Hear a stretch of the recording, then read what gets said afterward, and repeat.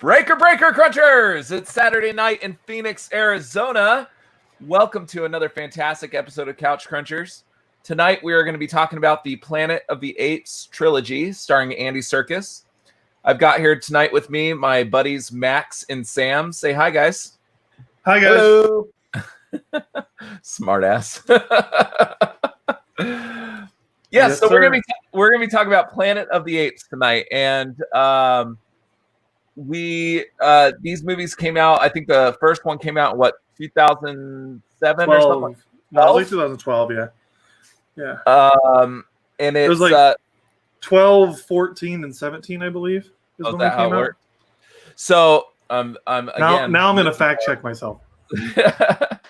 So the first one starring James Franco, the second one starring Gary Oldman, and the third one starring Woody Harrelson and Andy Serkis, of course, spanning all three of those as Caesar. But before we get into that, I fact checked myself. I had a feeling I was wrong. It's 3 years in between each one. So Rise was 2011, Dawn was 2014, and then War was 2017. So before we get into the trilogy, I want to hear from you guys, starting with Sam, what you're currently watching and what you would like to get the listeners on board to watch to ensure non-cancellation. Okay. And if it's One Punch Man, I'm going to say, dude, you need to watch some more things, dude. You mean One Piece? Yeah. Talking about One Piece. Yeah. Well, dude, honestly, I've just had it on repeat. I finished That's all all right. 130 episodes, and then we watched a couple other things. I went back and watched a horror movie that came out in 2018 called The Witch, and it was all right, I guess. That's an A24 movie, isn't it? Yeah, it was all right. I don't think I've seen that one. It was pretty good. I don't know if you like horror movies, but I do. I like horror movies when the horror is like an analog for real life trauma. Yeah. And this one definitely had a lot of that. So it was pretty good. There's a lot of like just impending dread. And then there's kind of a twist at the end where you're like, whoa, man. And so it was pretty entertaining, I'd say. My wife and I watched it together, and she's not really into horror, so she was kind of not really enjoying it that much. And there's a scene right at the beginning where a baby gets killed. And like that really is hard for her. That's tough to see ever. Yeah. Usually, if a baby dies in any medium, they do it off screen But yeah, when you actually see a baby die, that's rough. Ugh, I hate that. And like that's the same reason she won't watch A Quiet Place, which is a terrific movie also, right? The kid dies in the beginning. Little kid dies at the beginning. Yeah. But it was really good. So if you haven't seen The Witch and you like horror, I think that's a really, really good one. But then as soon as I was done with that, and my wife was complaining that we were watching it was too dark. I was like, well, let's go back to One Piece. We'll start the whole thing over. We'll have a good time. She's like, okay, yeah, that sounds fire. So yeah, we've been watching One Piece, and it's just really, I don't know why. I don't know why people keep asking me to like apologize for my fandom. And I Who's asking you that? They like what you like. Who cares? It's so funny because people will say, I don't get why you like this. Like, what do you like about it? And they keep saying that. And they're like, when does it get good? So I wrote a little article about it, and I think it's good from the get-go. But I can understand that other people might not enjoy it right off the bat. But I will say that if by the end of the Arlong Park story, if you don't like it, you probably won't like it for the rest of the 900 plus episodes, because it's like more and more intense versions of that story. And so if you don't like that kind of thing, how far into the show is that? It's probably 40 episodes. So each episode is about 20 minutes long. Yeah. So 40 episodes is like 10 or 12 hours into it. See, that's the part that I can't get behind. Every time you say 900 episodes, I'm like, nope. Take me off your list. I know Supernatural has less, but that's why it's so intimidating to me. I'm like, that's a lot. 11 seasons of 22 episodes. I mean, that's over 200 as well. That's a lot. And those are an hour long, so it's not even that much. Supernatural is almost about as long when you take that into account. It's 15 seasons. Each episode's 40 minutes. But Lance, there's only 130 episodes on Netflix right now. So that's just a little chunk. That's like the first 2 main story arcs. They've broken it up into 4 seasons. The first season, they're giving you 60 episodes. The second season, they're giving you 15. The third season, they're giving you 15. And then the fourth season, they're giving you about 45 or 50. And they're really, really good. Like at the end of every story arc, I'm like, man, I remember why this particular scene or this particular moment got me so enthralled in this series. And there's some genuinely moving parts to this story. You know, I find myself surprised. It's like I saw this scene for the first time maybe 15 years ago, and I've seen it maybe a half dozen times since then, and I've certainly read it many times, and yet it still hits me every time. And it's kind of like rewatching Rudy. You know, when you see him get out on the field finally at the end, you're like, finally he gets a chance. And it always strikes a chord. And One Piece is the same way. I'm never going to stop watching it. I'm never going to be ashamed that I watch it. You shouldn't. And I think everybody should at least give it a chance. And by a chance, I mean the first 10 episodes, that's probably a good chance. But if you really want to see what it has to offer, you've got to get to the end of Arlong Park, which is probably 45 or 50 episodes in. So I did some math. Supernatural has 330 episodes. I rounded up about 45 minutes. 45 minutes, which is 14,850 minutes of television. Okay. One Piece with 900 episodes at 22 minutes long is what I estimated. 19,800 minutes. So either way, you are wasting a lot of time. And I shouldn't say waste. But the difference I love watching movies and TV, but it's a similar chunk of time commitment there. The difference is I watched Supernatural live, so that was like I get it. Like every week, and then you have like 3 months in between and stuff. If I get into 900 episodes, and I know this is just 130, like I get fully immersed in a show. Like I won't leave you saw what happened with The Last of Us Part 2. Yes. I didn't leave my PlayStation for 3 days. It kind of screwed me. I was supposed to be doing homework, and then he would take a dump and like play from the toilet still somehow. I set up my iPad on FaceTime, and then I would point it at the TV, and then I would set my other iPad next to the toilet, and I would play like that. Well, okay, so if you're too scared of how much you might find One Piece attractive to you, I did just stumble across a YouTube channel where a guy hacks the hackers. I watched for about 30 minutes this afternoon as this guy, he gets a scam where these people put bots or backdoors onto their computer so they can access your information under the guise of being tech support. Yeah. So they'll call you up and say, hey, we're tech support. We're trying to fix an issue with your computer. We need you to download some software so we can access your computer. And he knows that they're scammers, and so he puts them on this particular computer where he can use their back door to track them. And so he's hacking their computers while they're trying to access his.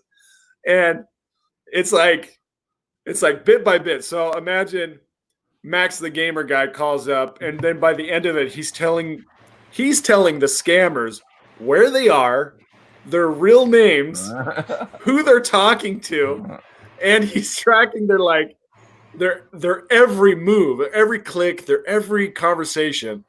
And it's it's terrific, but it's also terrifying because you're like, if he's the one good guy scamming the scammers, what kind of access am I giving scammers if they call me up and I accidentally give them access to my computer?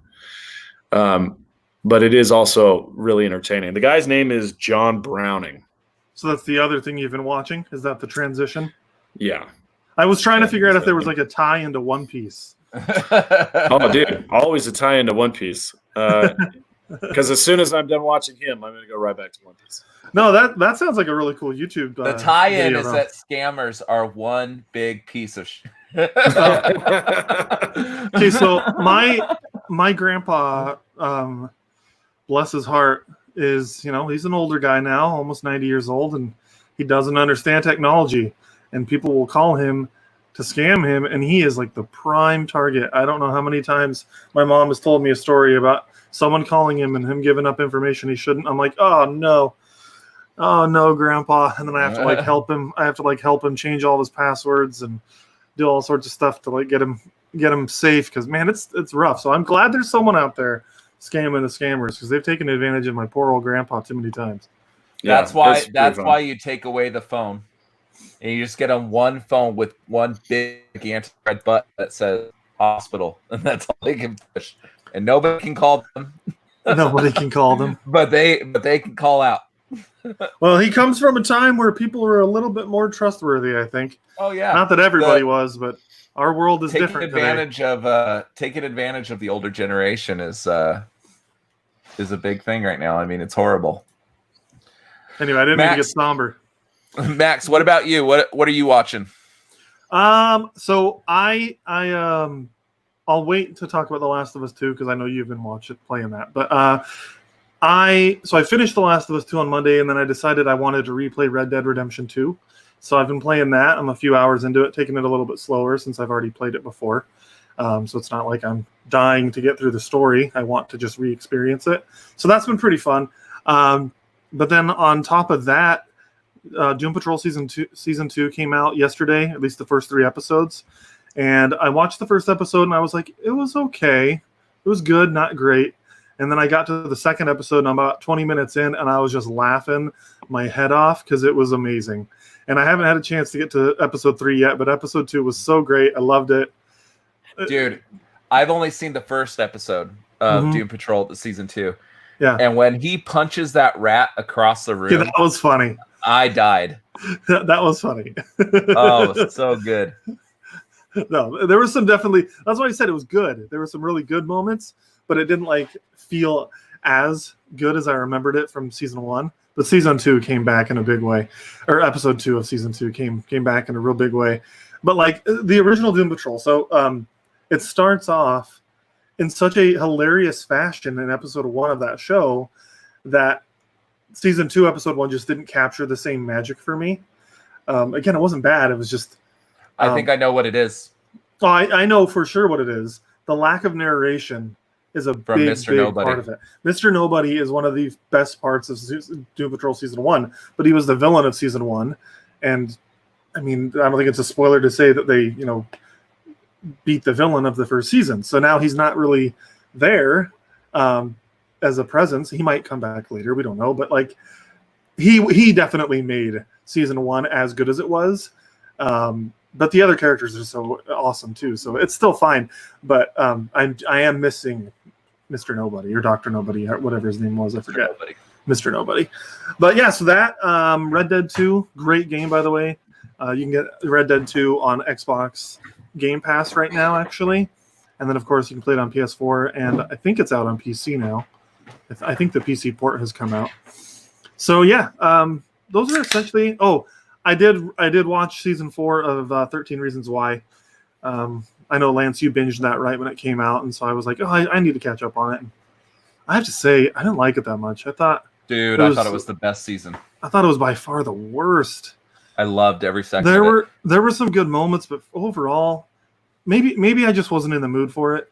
But it was just so dramatic all the time. They never give you a break, and it just wasn't fun to watch. I loved it because I thought, A, the actors have become better actors. They have. And 2, the story was more adult.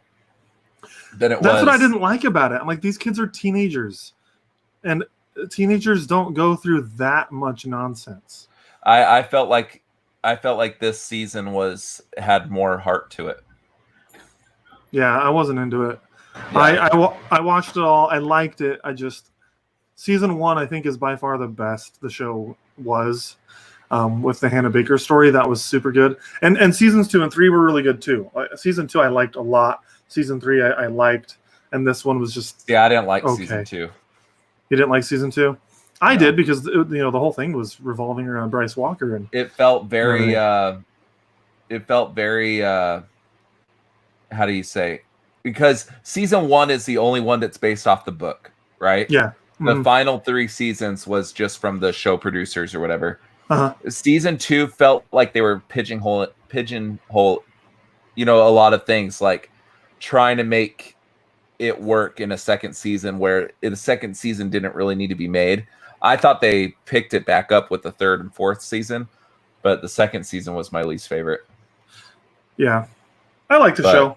But anyway, so I finished that, and then of course The Last of Us, which is potentially the best video game I've ever played.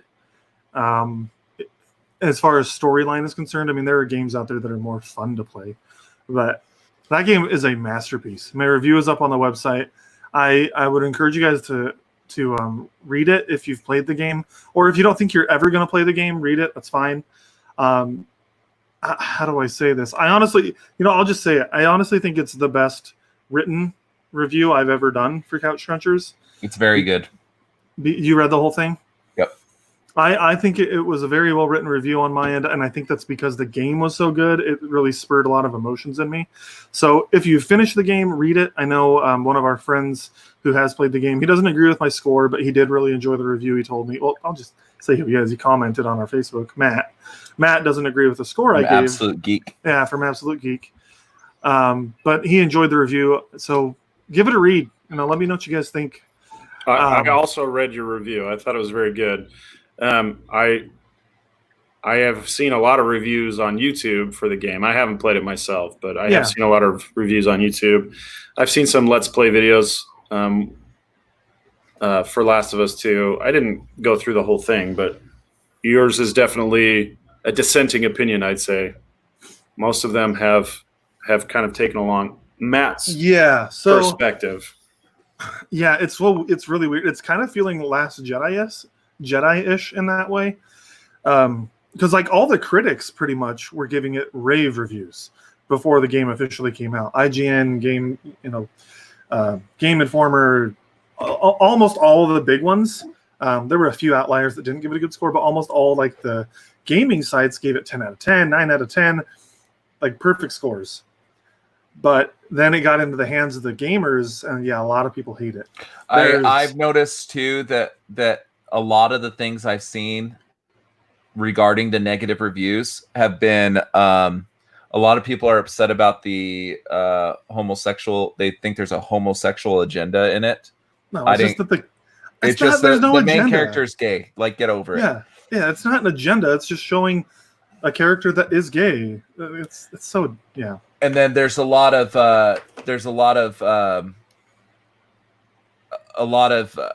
surprising moments that fans there's of the game essentially, and I won't ruin it, but there's essentially one really big moment that happens near the beginning of the game that people hate and they cannot get over it. I thought, and I called you after that, and I'm like, did they really just do this? And after I kept playing the game, I came more to terms with it, and I realized how it was pivotal. Yes. For the I was story. pissed. I was pissed at first. And then there's another moment about halfway into the game where something happens that I was pissed about that too. Which I don't want to get into right now. I do think we should do a spoiler cast on this. Even if it's just like a 30-minute episode of like you, Matt, and I or something. I think that'd be really fun. But we will go spoiler free for now. But there was another moment about halfway through the game that comes up where they change something quite a bit on the player. And I was pissed at that moment too. And do you know what I'm talking about, Lance? You have any idea? I don't know. We can get more into it in the other All right. Anyways, there's a couple moments that really can piss some people off. essentially what it is something happens at the beginning of the game that pisses people off, and then later on in the game they make you kind of engage with that more. Anyway, so I'm trying to tiptoe around it, so I'm just not going to say anything else. I thought it was masterful storytelling. What's ironic, and I told Matt this, he hated the story, and I said, dude, they do this all the time in The Walking Dead, and that's like his favorite show. Like, I saw so many parallels to The Last of Us Part 2 to many different storylines in The Walking Dead. Yeah. And he still hates the story. So I just think people love to hate. Well, Matt's a smart guy. He's got his opinion on it, and that's totally fine. Oh yeah, I'm not trying to say people, that he's not.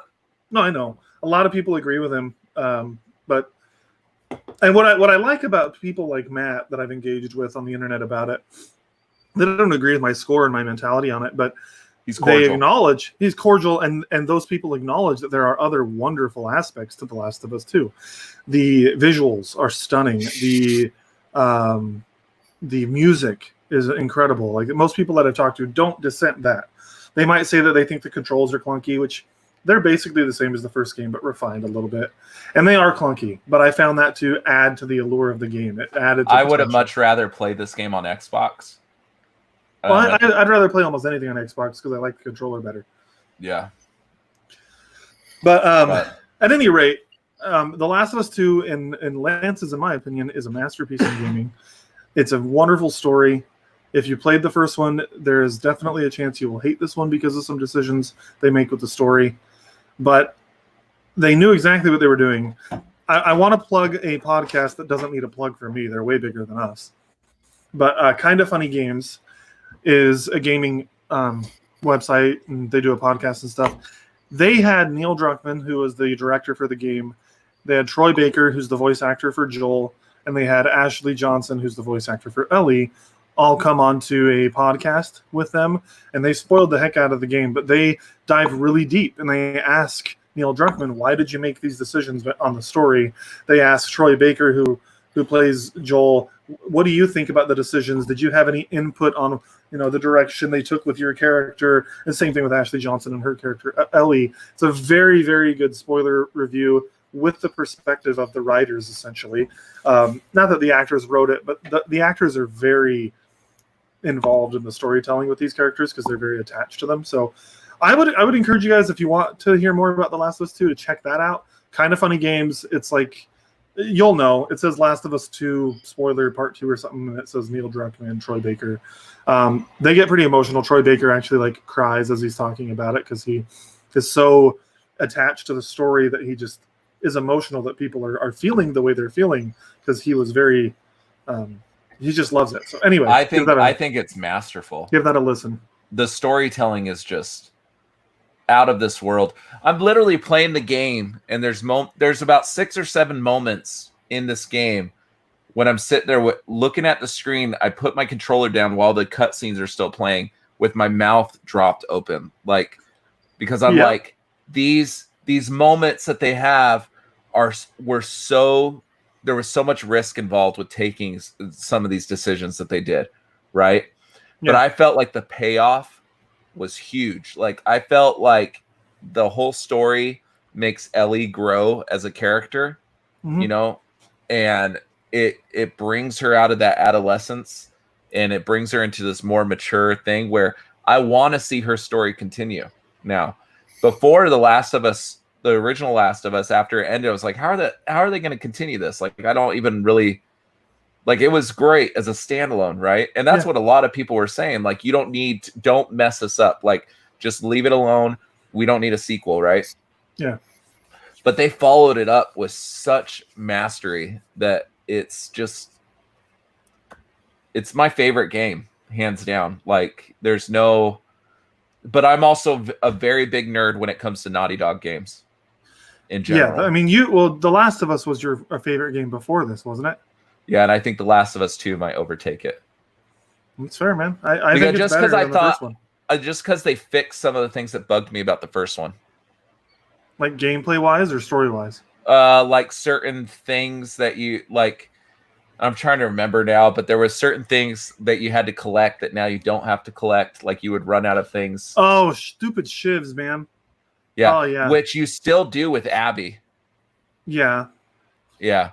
Yeah, but with Ellie, you don't have to, and that was with nice. Ellie, she always has a dagger. I'm like, why don't you just get a freaking buck knife, man? Like, why do we have to keep crafting shivs all the time? Yeah, it's stupid. But and the bow is a lot better. The bow sucked in the first game.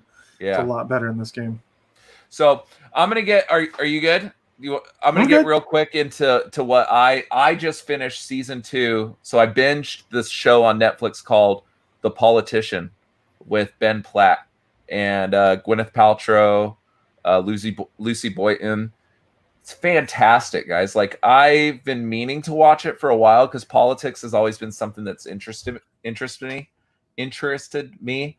But Ben Platt, he is most known for his role in Pitch Perfect. You know, the one that sings Magic Man or whatever it is at the end of the movie. Yeah, he's also in the Book of Mormon. The play? He's played the Book of Mormon for a long time. He took over for Josh Gad. Yeah, he's really good. Like, his voice. In fact, I watched the first season of the show and immediately went to YouTube and just started playing his music, and he's something else, man. Like, his voice is something else. But The Politician, it's a comedy, but it's also like, I don't want to call it a dramedy because I don't feel like it's so much drama, but I would just recommend that everybody watch it. The performances are amazing. I think Gwyneth Paltrow actually realizes that she's in this TV show. So, because most of the time it doesn't look like she knows what movie set she's on. So this show, I think she realizes where she is. And her performance is so out of the norm from what she typically does that it's very good. It's very funny. And then the other thing I've been watching this season is Agents of S.H.I.E.L.D., the newest season. And it's been very good too, because they introduced this time jumping element. So every episode has like a new feel to it. Last week they did an episode that was completely in black and white. And it was set in the 40s or something like that. Or 20s, I think it was. And this episode, they're in the 1970s. But they're jumping back and forth and everything like that. Or this week. And it's been very good. Very funny. I think because it's their last season, they're just like, we're going to just do what we want. You know, like, we're not worried about getting canceled at this point. Like, we're not getting renewed. This is our final season. So let's make the show that we want to make. And I think they're doing a very good job of it. The jury's still out. I'd like to see how it ends. But they completely said, the big Marvel machine is not going to acknowledge that we're part of their universe. So let's not be part of their universe. Let's not worry about what they did in the movies, and let's just make a good TV show. And this season's been very good. How many episodes are left? I think I started before the show. I started watching the 4th or 5th one. I'm not sure which one it is. It's the newest one. Okay. But I'm not sure it's 4 or 5. I still need to finish the prior season, and I'd like to watch the final episode of the show with you if I could, but I need to catch up first.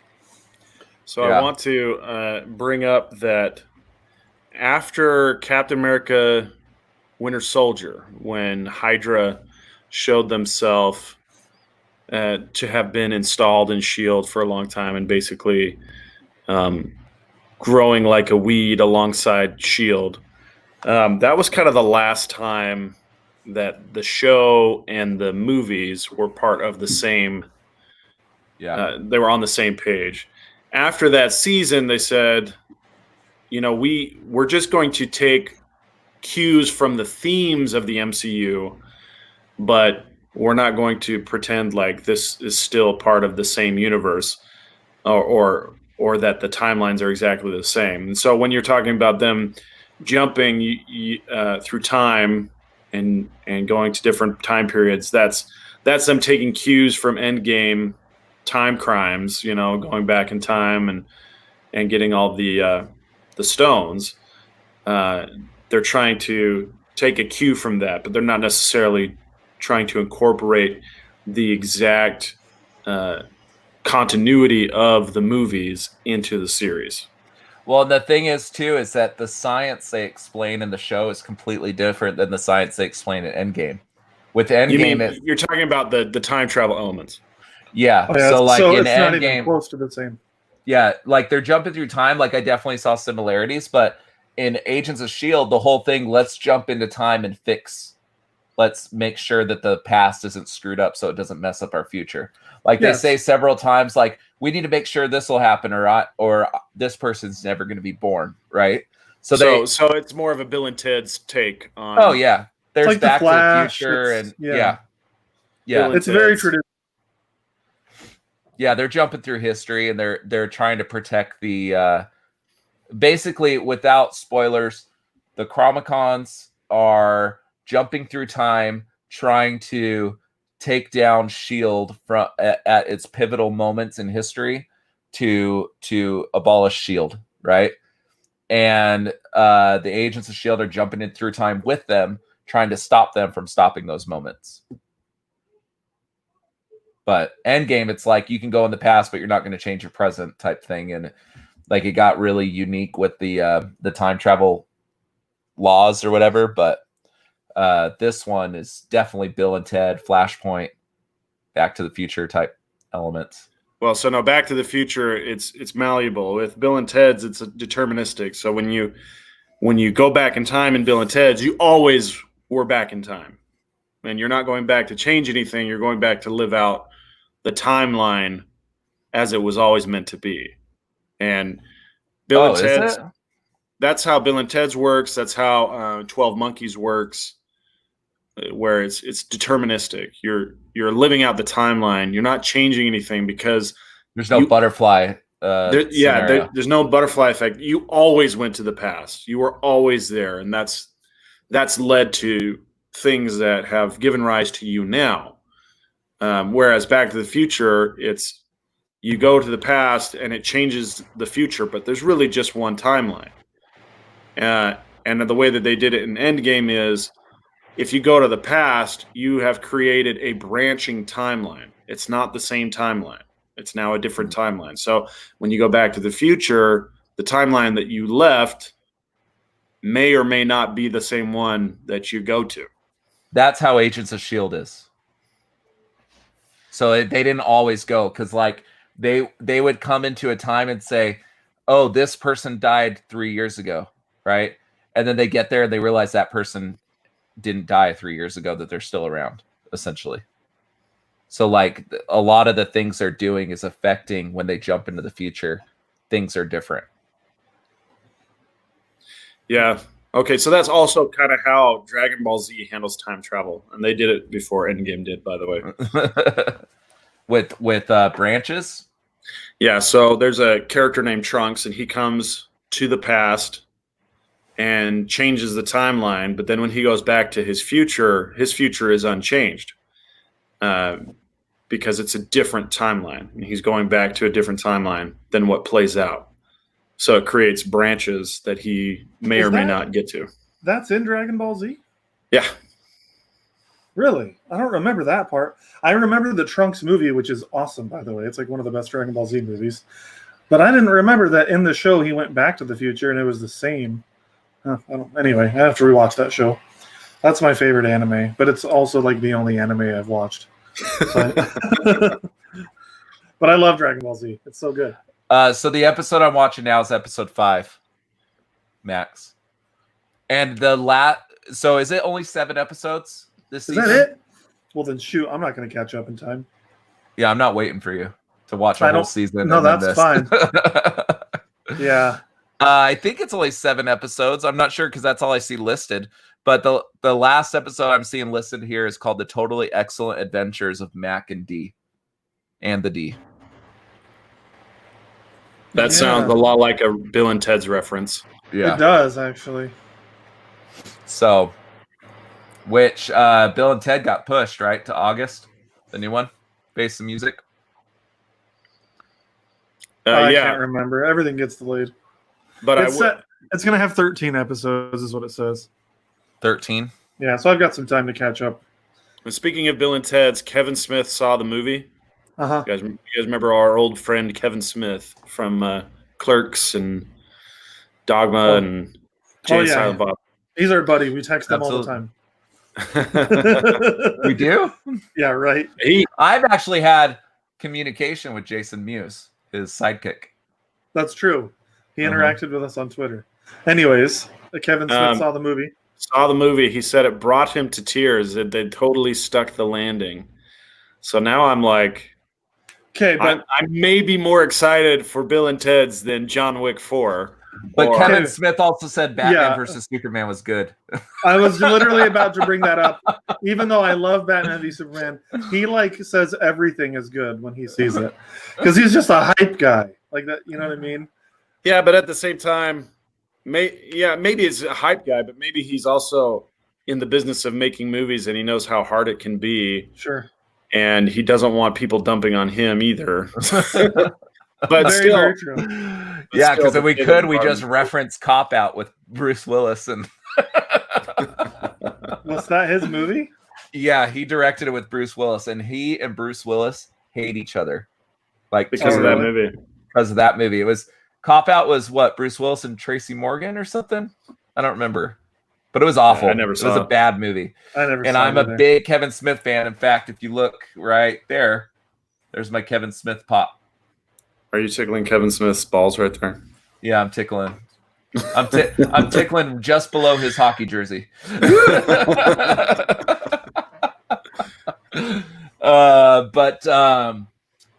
Yeah, I love Kevin Smith. I think he's a fantastic director. I think when he gets the license to do the kind of movie he wants to do, I think they turn out really well. He's directed a couple episodes of The Flash, I think, that were really good. Some of my favorite episodes of the series. Yeah, in season 1, he did one with Mark Hamill.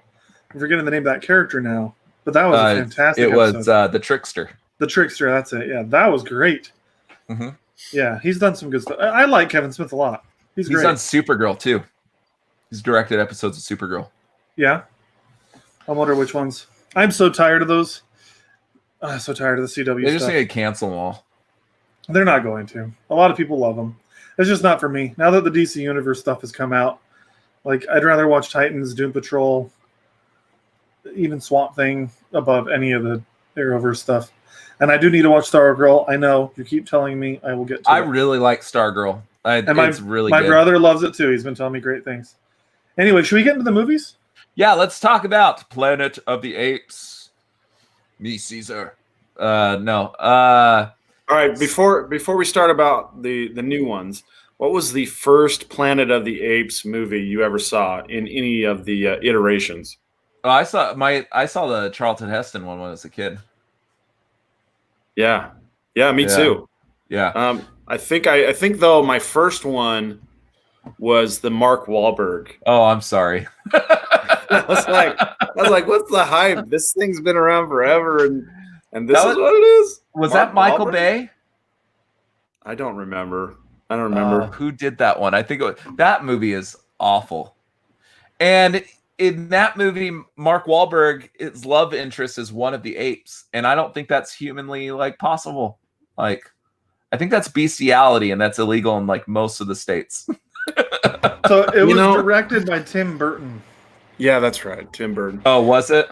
Yeah. But they kind of had kind of a thing between one of the apes in the original, the ape that's kind of really sympathetic towards the humans, and she kind of ended up having a thing with one of the humans as well.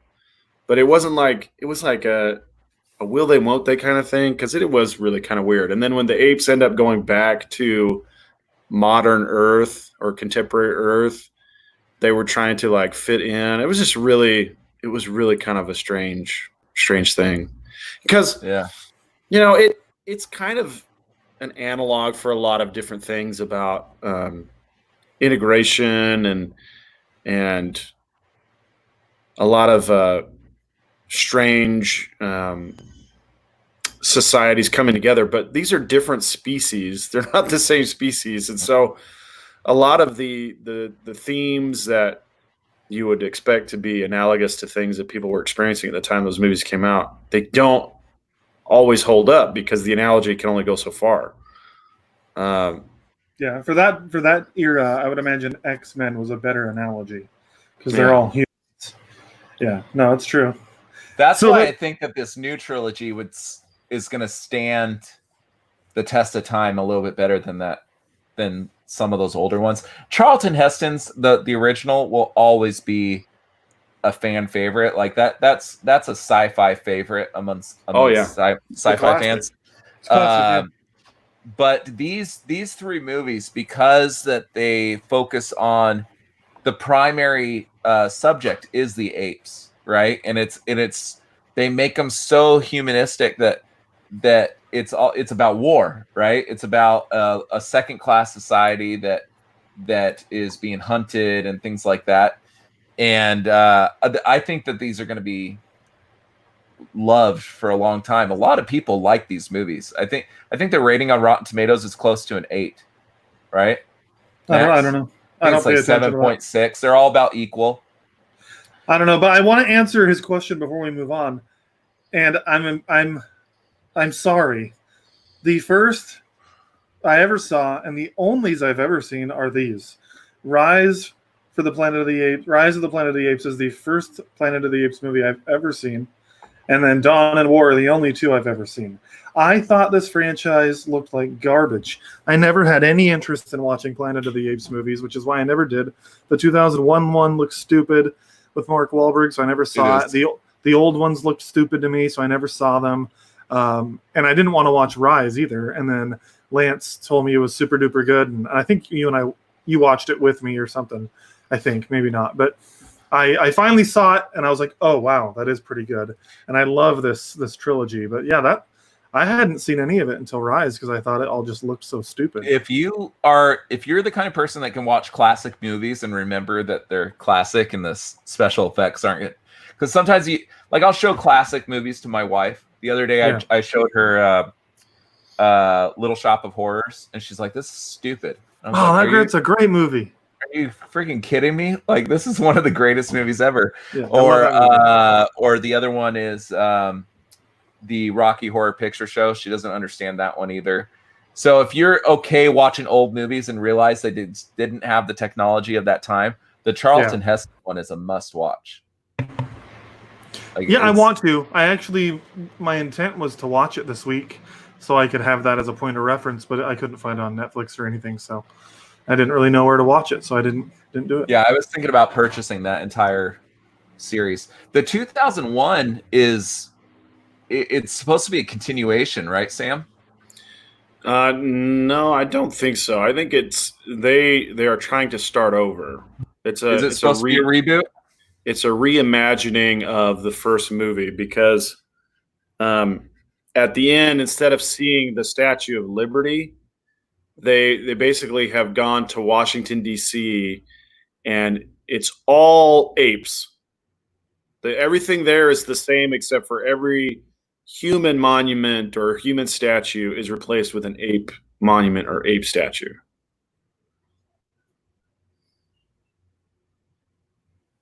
Interesting. I was just reading about it. Yeah. Apparently this idea for a Planet of the Apes remake started all the way back in 1988.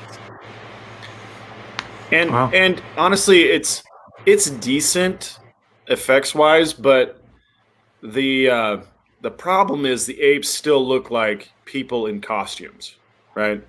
Yeah. And you can tell who the actors are.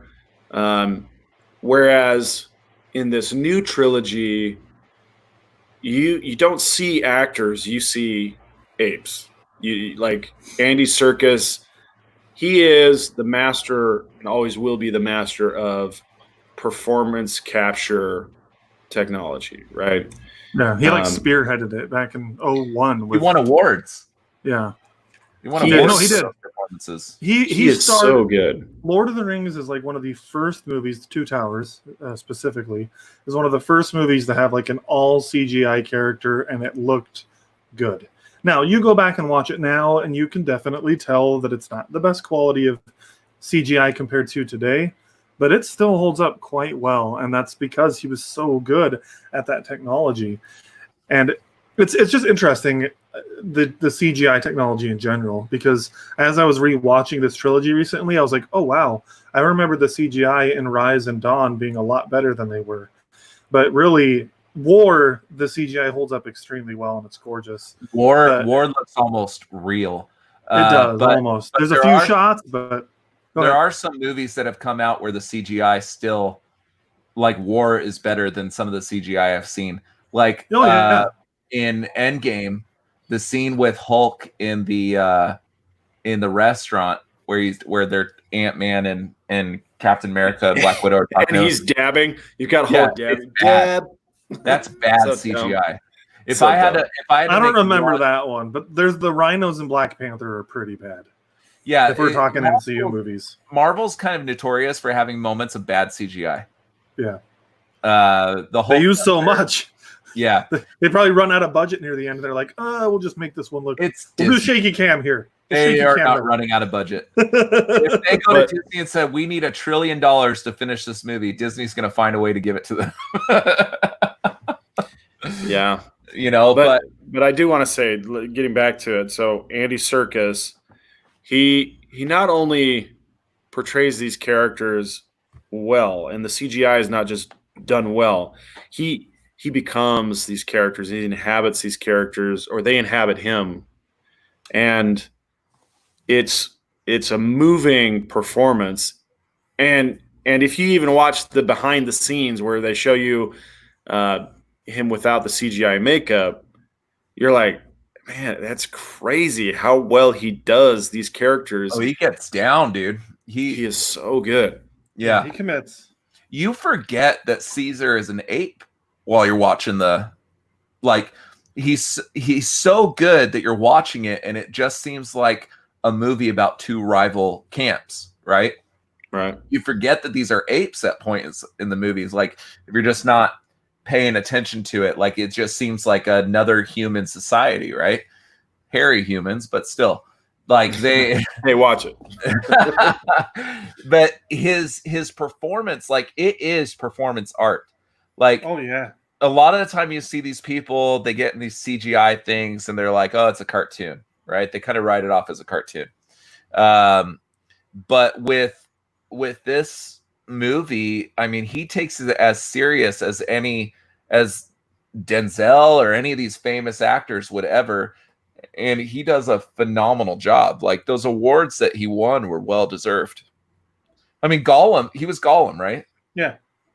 Gollum is one of the most iconic characters in movie history. I'm not even a fan of Lord of the Rings, and I even understand that Gollum is an amazing character is because of what Andy Serkis did with him.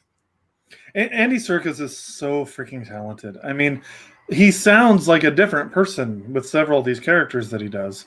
You see him as Ulysses Klaue in Black Panther and in Age of Ultron, and unless you knew that was Gollum or Snoke or Caesar, you'd have no idea. Granted, Caesar, yeah, he's Snoke. Granted, Caesar, yeah, he was the voice and the performance capture. Yeah, Snoke and Caesar have similar sounding voices if you listen to those two, but the guy is he's a very talented man. His performance capture, his acting, his voice acting, he's so talented. I love him. He's one of my favorite actors, and I'm really excited to see him as Alfred in the Batman next year. Anyways, I'm more excited to see what he does in his directorial debut. I thought he already directed The Jungle Book, or did that not come out yet? The Jungle Book? It's the John Jungle Favreau. Book? That was Jon Favreau. No, I thought there was another one. Yeah, I thought there was another one that he did. Too. Yeah, he is doing Venom 2. Anyways, I don't think he directed it. I might be wrong. It's very possible. I think there was like a Netflix Jungle Book that came out that he directed. Are you Googling it just like me? I'm looking up Andy Serkis. Andy Serkis director. Fact check ourselves. Oh, he did Mowgli.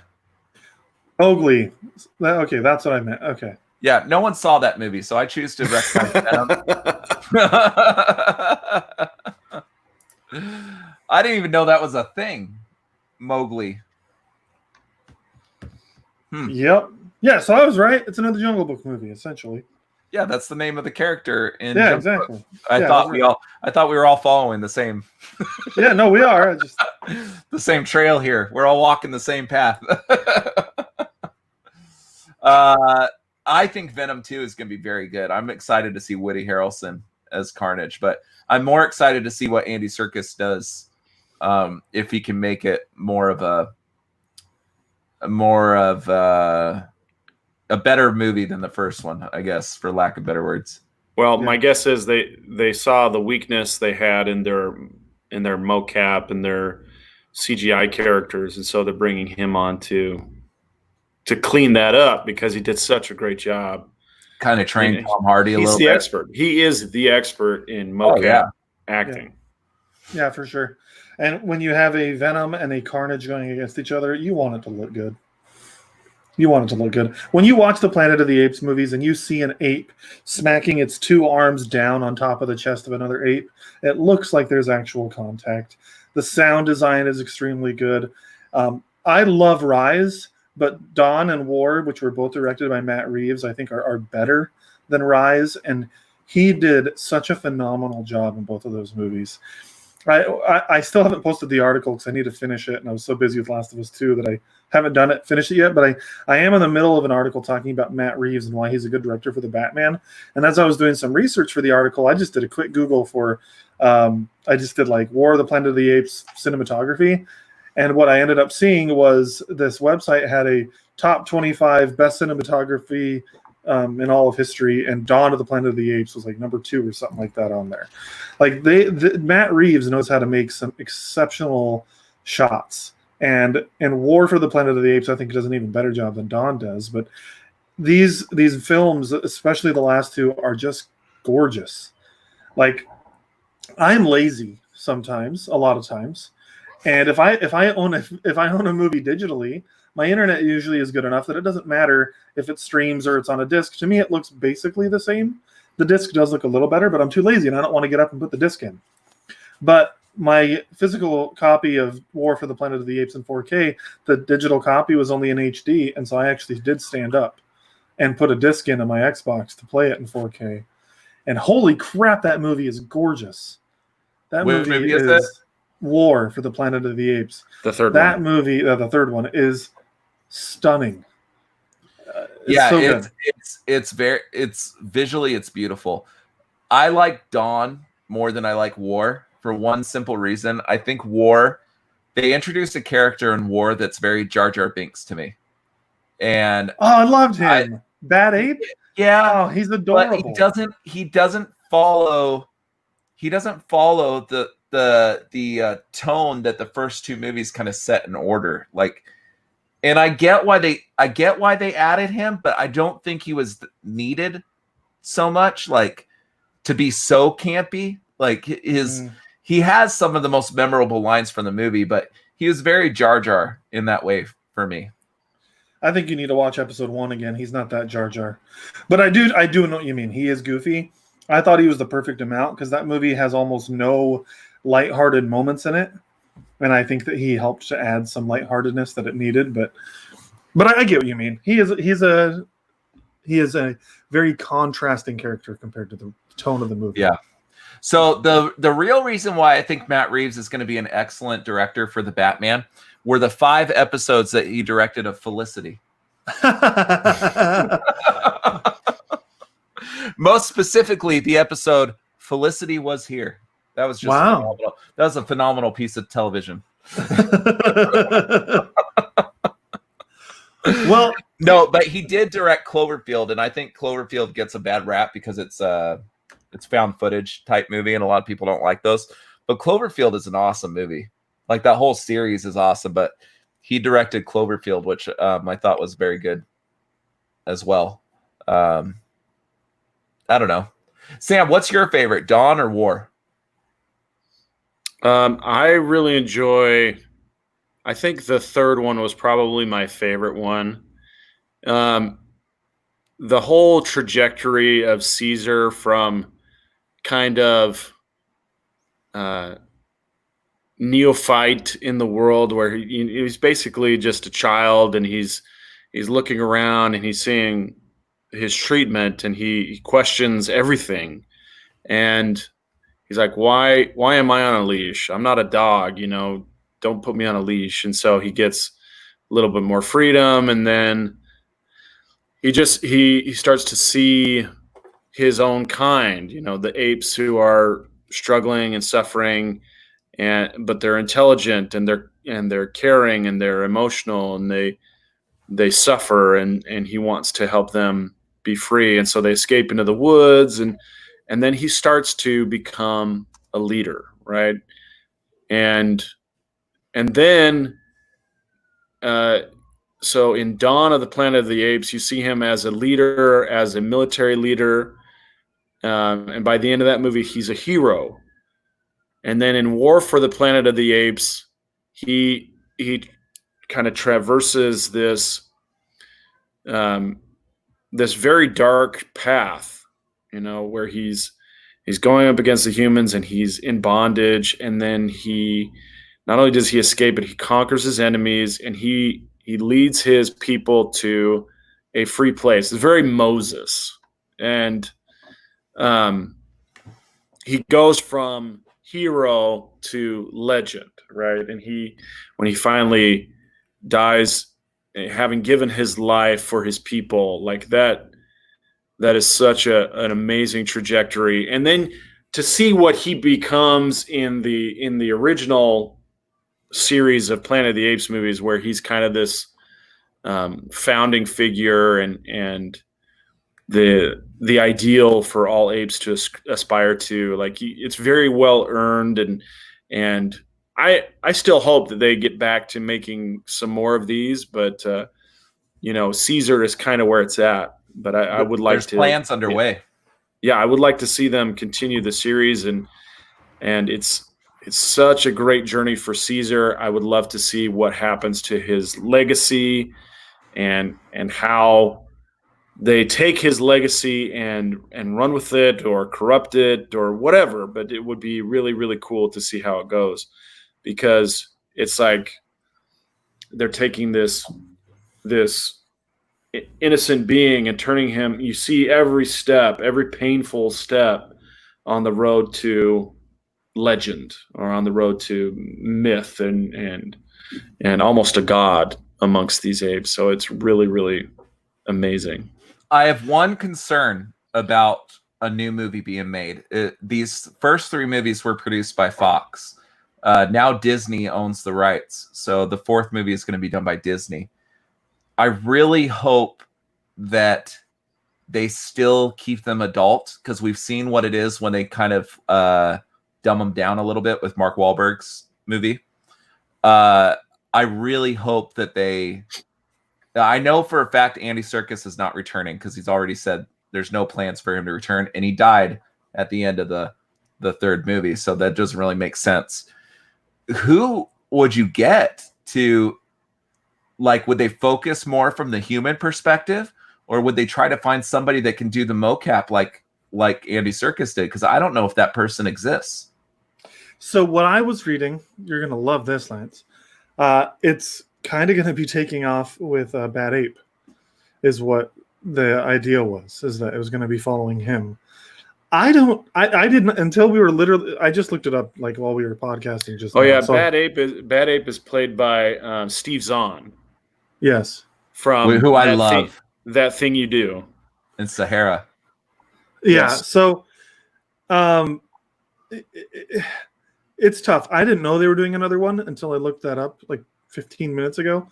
And I don't need another one, or really want another one. I feel like the War for the Planet of the Apes really buttoned up the story really well, and I thought it was a good trilogy. It's tough because I did love them so much that, I mean, I would watch another one. I didn't really want another one. I'm kind of surprised that they are doing more, because it's been Caesar's story, so it feels like it's going to suffer from the same thing that you see with like The Office. They lost Michael Scott, and while I liked season 8 and 9, they weren't as good as before Michael Scott. And now in a movie format, you've got Caesar being gone. how are you going to carry on without Caesar? It's not like the MCU where they all had their own individually designed movies, and losing Iron Man isn't the end of the world for the MCU. Like, it sucks, it's sad, but there's other characters that can continue that on, namely Thor. I mean, he's been around since the beginning. Hulk, Black Panther, lots of good characters. Our favorite Karen, she's supposedly going to play a big role. I'm kidding. It's a joke about Carol Danvers. Anyways, sorry. Anyways, yeah, I could do. I don't know. Yeah, I could do without her too. Give me all the Scarlet Witch though. If you want a strong female character, give me all the Scarlet Witch. I am so excited for WandaVision. Yeah, me too. Yeah, I don't know if I'm completely sold on the idea of Bad Ape leading a movie. What I think they should do is, his child is still alive, and he's the natural successor to the throne, I guess you could say, right? Yeah. Blue Eyes. Yeah, is that his child? Yeah. So his mom in the original is called Bright Eyes, and then his son is called Blue Eyes. So I think that you could do a time jump and do it to the point where he is now leading the ape society, right? And then almost have like a small faction of humans, and the humans are starting to regain control, right?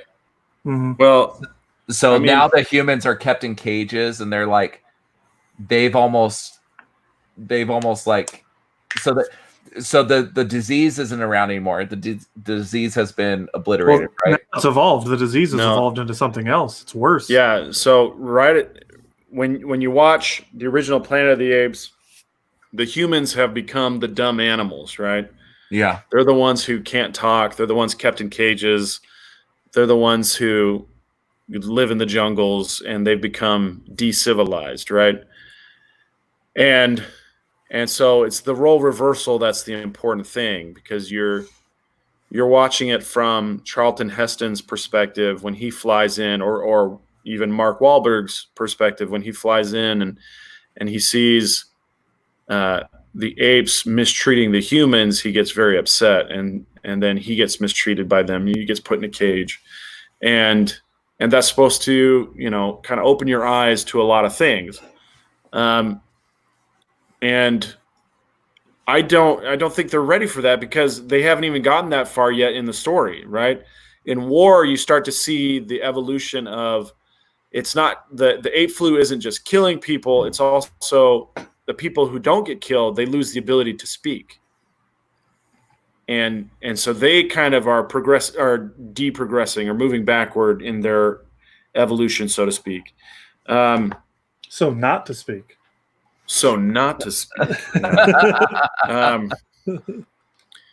And they haven't really borne that out yet in the story. And so they did bring up the fact that someone's knocking somewhere. it's my kid. Just a second. That's my daughter. So there is. Go ahead, Sam.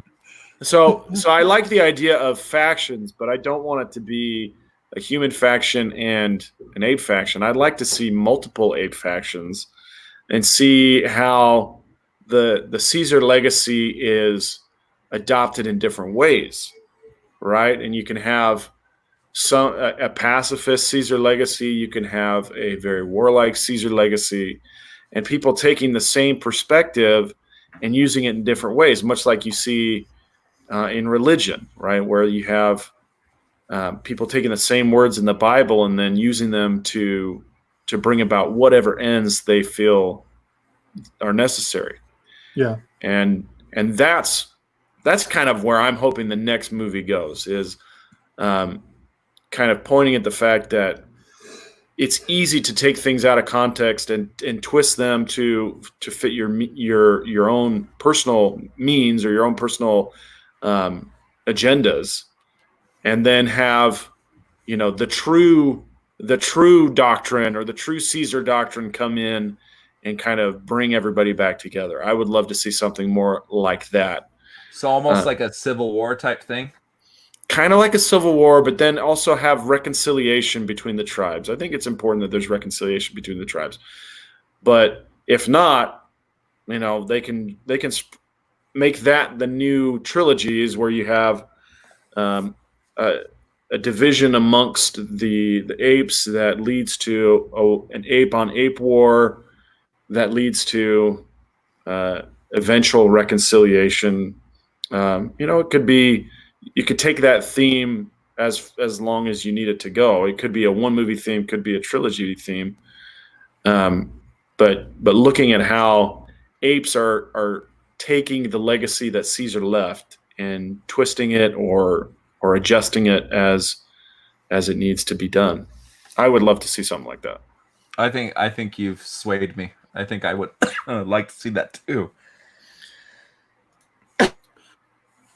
I like it. I like the idea of them running into other tribes of apes because they did set up in war that it isn't just Caesar and his tribe that can speak. The ape flu or whatever it was called, I forget. Simian flu, I think is what they call it. Simian flu. Yeah, the simian flu not only killed humans and then eventually led to them becoming mute, but it also led to other apes becoming smart. Like we saw with Bad Ape, that's what they discovered. So yeah, I think that'd be really cool if on their journey, I think they're like in the desert now actually, if on their journey they discover more apes who have like intelligence and I would like to see if maybe a true planet of the apes. Go ahead. Maybe there's other species that are starting to become smart as well. Oh, so you want it to become Thundercats? Yeah. I'm good. Keep it apes. Keep it apes. No, but I think it would be cool, like because we have apes, but like it's all the apes. Like it's chimpanzees. It's right. We've seen there's orangutans and everything like that. We've seen gorillas. Like we know it's spanning across all the apes. Maybe there's like another dominant animal like a lion or something like that, and something's happened. I don't know. I want to see the next movie be the slithering of the apes, where it's apes versus snakes that can talk. That would be nuts. And at the end of the movie, they're on a plane. Yes, and the snakes are going to wield swords with their tails and go just nuts, man. They're going to throw knives. They're not going to wield swords with their tails. Their tails will be swords. There you go. They're like rattles. They sharpened into. And Samuel Jackson is gonna be the lead snake, and he's gonna say, "We need more snakes on this mother effing plane." Sam's like, "No." Sam's like, "I gave a legitimate good idea, and here you guys are." Yeah. No, it sounds like a ton of fun. Hey, it's Disney. If it's Disney, cast Johnny Depp in the leading role. Okay, if it's Disney, you also need to make sure you bring in a beautiful princess who can sing and calm all of the animals down. That's what we need. So that little girl that was in War for the Planet of the Apes will do a nice 10-year age jump so that she's now about 18, 19. And when she sings, everyone calms down and does exactly what she wants. Mm-hmm. Now, she can't speak, so I guess she'll just hum. But and then Disney's gonna take the whole theme of all these movies and repurpose one of their most famous rides into the theme of this movie. Planet of the Apes of the Caribbean. Okay, there actually is the Pirates of the Caribbean of the Apes, starring The Rock. there's a Kong ride at Universal Studios that's actually pretty fun. So I would not mind if Disneyland did do some kind of Planet of the Apes ride. That'd be kind of cool. It'd be pretty fun. Caribbean of the Apes. No, not that. Apes of the Caribbean. Don't mess with Pirates of the Caribbean. Oh, I know they already have, but keep the ride the same. Yeah. Let's what? Do you guys have more to say about this, or I would say that these movies are really, really good, but I also think that they're really, really important. And I remember watching them. 2011 was the first one, 2014, 2017, and they seemed like Like they had a lot of really important things to say, and I don't want to try and preach to anybody about what the message these movies are trying to give, but I feel like they have some really strong messages and really good messages, important things to say. So if you haven't seen these movies, it behooves you to see them now. And I think I give them high praise for the way that they handled the subject matter and the themes. Also, the art of these movies is top notch, and they are heavy themes. They're not just easy things to watch. They can be very serious and Stirring. Yeah, that's a good one. But also painful. There's a lot of suffering that you see, and if you have a lot of empathy, that can really affect you. So, I think they are important movies to see. I think they're shot in a way to make you sympathize with the apes. I know for me, especially in war, I was not rooting for the humans at all. I was only rooting for the apes. Even when we get into Woody Harrelson's motivations, which I think was fantastic, how they kind of give his character, the Colonel, they never give him a name, just the Colonel. They give him some motivations, and they kind of explained that his son was starting to become dumb, as he kind of called it essentially, and how he killed his own son, how difficult it was for him. And so he was telling Caesar that, trying to like relate with him and say, I understand you lost your son, but so did I. And they're trying to help you gain sympathy. Oh, there she is again. That little girl's been on the show before. Hi. Anyway, they're trying to help you gain some sympathy for him, which I think they do a decent job of. I think it's important to be able to relate to the villain in the movie, but at the end of the day, the Colonel's not good. No. He's a bad guy, and even his own people, the other humans, are the ones that eventually take him down. I just think I think all of these movies are really good. I think they progressively get better. War for the Planet of the Apes was one of those movies that the same can be said for only a few movies for me. Like The Dark Knight Rises. It's probably one of it's probably the worst in the Nolan trilogy of Batman movies, but there was still something about the way that was shot that as I was in the theater, I felt like I was in Gotham. Like I was with them. I was experiencing this with them. And Planet of the Apes, I remember seeing it in theaters and feeling a very similar thing where I was like, whoa, I am in this, forest with them, or I was in that setting. Like I felt like I was there, and the tone of the movie just really hit me. And I remember thinking at that time in 2017, they had already announced that Matt Reeves was going to be the director for the Batman, and I remember thinking then, as I was watching it, oh, holy crap, this has very similar dark themes that of a Batman-like film. He's going to be great for the Batman. But yeah, dude, I freaking love them. How do we want to score these? Are we going to score the trilogy as a whole or each individual movie? What are you thinking, Lance? The trilogy as a whole? That's what I was thinking. I mean, I think they're all equally good. I loved the first one, but I'm a big James Franco fan. I loved the first one too. I think it's really good, but it's my least favorite of the three, and they're all great.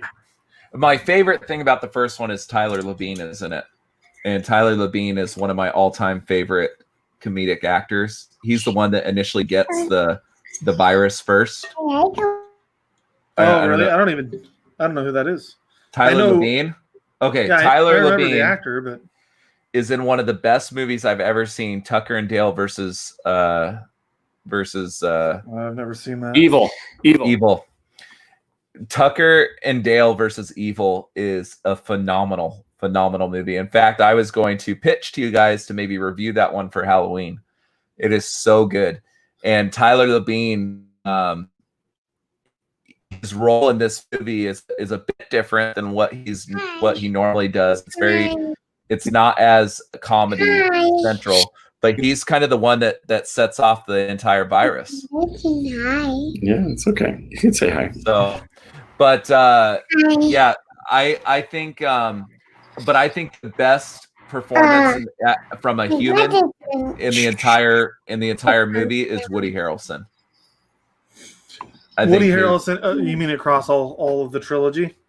Yeah. As far as from the humans, like I think Woody Harrelson does a phenomenal job. Like you definitely feel his pain as far as what he did to his son, and you definitely understand why he has so much hatred towards the apes. Yeah. Because he kind of is the one that the apes don't want to fight, right? But he kind of forces them into fighting. And he thinks that what he is doing is saving the human race. He thinks that if he can eliminate all of the apes, and that humans will be saved. And maybe to the point right, where other humans take him out because his mindset is so dangerous. Yeah. Yeah. But Woody Harrelson's just a fantastic actor. He's good. To think that he went from Cheers, where he was the butt of every joke, the dumb guy, to where he is now and the performances that he has put forward. I mean, Zombieland, he's not Tallahassee. What's his name is it Tallahassee in Zombieland? I think he's Tallahassee. Yeah, Tallahassee is one of the most memorable characters I've ever seen in movies, and it's because of Woody Harrelson. Where are those Twinkies? Yeah. It's because of, I mean, he just delivers his all in every movie he's in, and you could definitely see that in War. This damn camera. But let's give our rating. So we'll rate it as a trilogy, and then we'll just say what our favorite movie of the whole franchise is. Sam, let's start with you. What do you rate the trilogy? 4 out of 5. And your favorite movie of the trilogy? War. Max? I'm going to go ahead and I'm going to say the exact same thing. War for me by itself is a 4.5, but the other two are probably like out of 4. So I'll just round down and do 4 since we aren't. I'm not going to do a 4.25. So 4 out of 5, and War is my favorite. I think they're all solid movies, but War it emotionally hits me more. Even watching it again, I got teary-eyed. It's very emotional and extremely good. I think Dawn and War are pretty equal for me.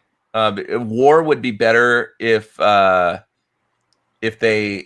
I just can't get behind Bad A. Every time he spoke, I'm like, okay, like, is that really necessary? You know what I mean? Like, it was kind of like he was there to lighten the mood, and I don't think the mood needed to be lightened. So they're pretty equal for me. If I had to give an edge, it'd probably be Dawn. But the entire series, I give a 4 out of 5. Nice, a clean sweep. Yeah. So, Max, did you prepare a couple Fabber Flubs? I did. You want me to do them? Before we go any further, my daughter wants to say hi to both of you. So this is Brooke. Hi. Hey, Brooke. Hi, Brooke. Can you say hi? Hi. We can't see you. You gotta get in the front of the camera. Closer. Come here. We want to see you. Hi, Brooke.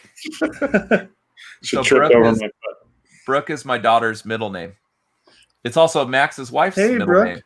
It is. Hi. Hi. Hi. How doing his podcast? My dad is doing his podcast, she says. You're right. He is, and you're on here with us. Thank you for joining us, Brooke. Hey, Brooke, how old are you? How old are you? Say 2. Can you show him 2 fingers? She's a little camera shy. She's trying. Brooke, what is your favorite movie? Do you have a favorite movie? Oh, there's 2. I see 2. Nice. Yeah, What's your favorite movie? My favorite movies.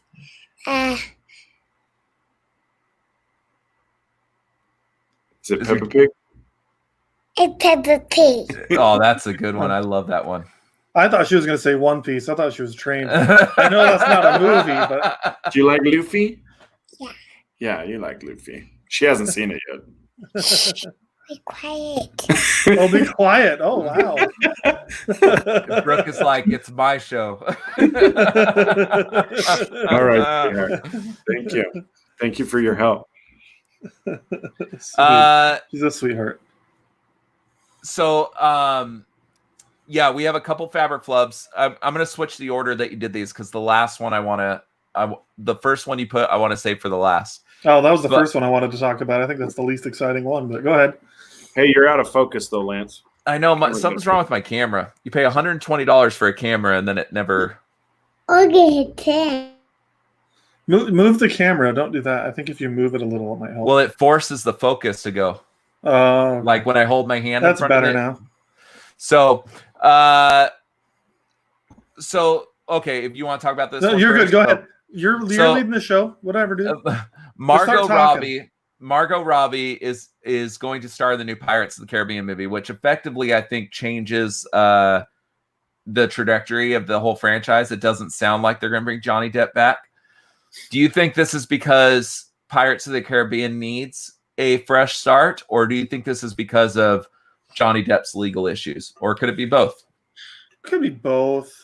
I think initially it was about the legal issues.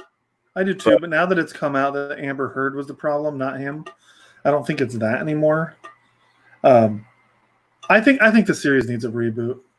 Well, we know part of his lawsuit is about the Pirates of the Caribbean. So he's suing Amber Heard for defamation. And one of the citing topics of his defamation lawsuit is the fact that he lost this multi-million-dollar franchise. And that, that sucks for him. But for me as a fan, I think that franchise was getting stale. I think a reboot would be great. Personally. Yeah, I agree with you, Mac. I feel like after the first one is still a great movie. It's still a fun movie to watch. The second and the third movies were okay. Like, they were all right. The fourth one, not that great. I thought the fourth one was bad. It was not good at all. I never finished it. I put it on and we shut it off halfway through. I was just bored. That's not good. I think there's a fifth one, right? Is there a fifth one? Yeah, that one was okay, but it wasn't great. I don't think I saw the fifth one. I was just so tired of it by then. I was on board with the trilogy, and then they kept going, and I'm just like, no, it just feels like a cash grab. So I think has Blackbeard. Blackbeard is the fourth one. Which one is the Fountain of? Is that the same one with the Fountain of Youth? I think so. And then what's the fifth? The fifth one was Javier Bardem was the villain. I can't remember the premise of the story, but which usually should sell for a good movie. Javier Bardem's an awesome villain. He did great. And he was like a ghost, or something like that. And I think he had something to do with Davy Jones or something. I kind of want to watch it again because I liked it. It was just okay. It wasn't great. We went and saw it, Lance. I don't know if we were doing Couch Crunchers yet or not, but I know we went and saw it. I think at Fat Cats, actually. It was before I moved to Arizona. Yeah, you saw it with me. We went on a double date. Dude, I was about to say I'd never seen that movie. You've seen it. You fell asleep. But I remember you were exhausted that day. But I remember thinking that it looked awful and I didn't want to even go see it, and that I came out pleasantly surprised. I think if I'm remembering correctly, it was probably a 3 out of 5 for me. It's okay. Let's just have Matt Reeves direct the next one. There you go. No, I think a reboot is in order. So I think this is a fab. I think Margot Robbie is a big star right now. They're trying to get her out there in a big name. She's beautiful. They've always liked the idea of having beautiful actresses in the Pirates franchise. I think this is cool. I'm on board. Yeah, but here's the thing about Margot Robbie is she makes a good Harley Quinn, but everything else I've seen her in, like even when she was Sharon Tate, I'm not 100% sold on her. Whereas Johnny Depp is a phenomenal actor, even the bad stuff he's done. Like he always puts everything into his work. Yeah. Did you see her play Tanya Harding? No, I haven't watched that one. I am meaning to watch that one. The ice skating one, right? Yeah. I heard she did a good job in that, but I haven't seen it yet. Okay. But did you like her in that? Yeah, she was really, really, like, that movie is crazy. That is bonkers. That's a bonkers movie. But she did a great job. But I feel like Johnny Depp is the Pirates of the Caribbean. I mean, they emblazoned his face across the ride everywhere. I mean, he's forever going to be attached to that. It's his most iconic role. If you like, he's done Edward Scissorhands and he's done all these great iconic roles, but nothing will ever amount to what he did with Jack Sparrow. Yeah, it's his most iconic role because when he goes to kids' hospitals, he's Captain Jack Sparrow.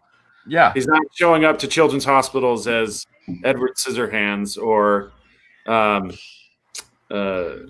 guy with the demon barber. He's not showing up as the demon barber. No way. Yeah. He's showing up as Captain Jack.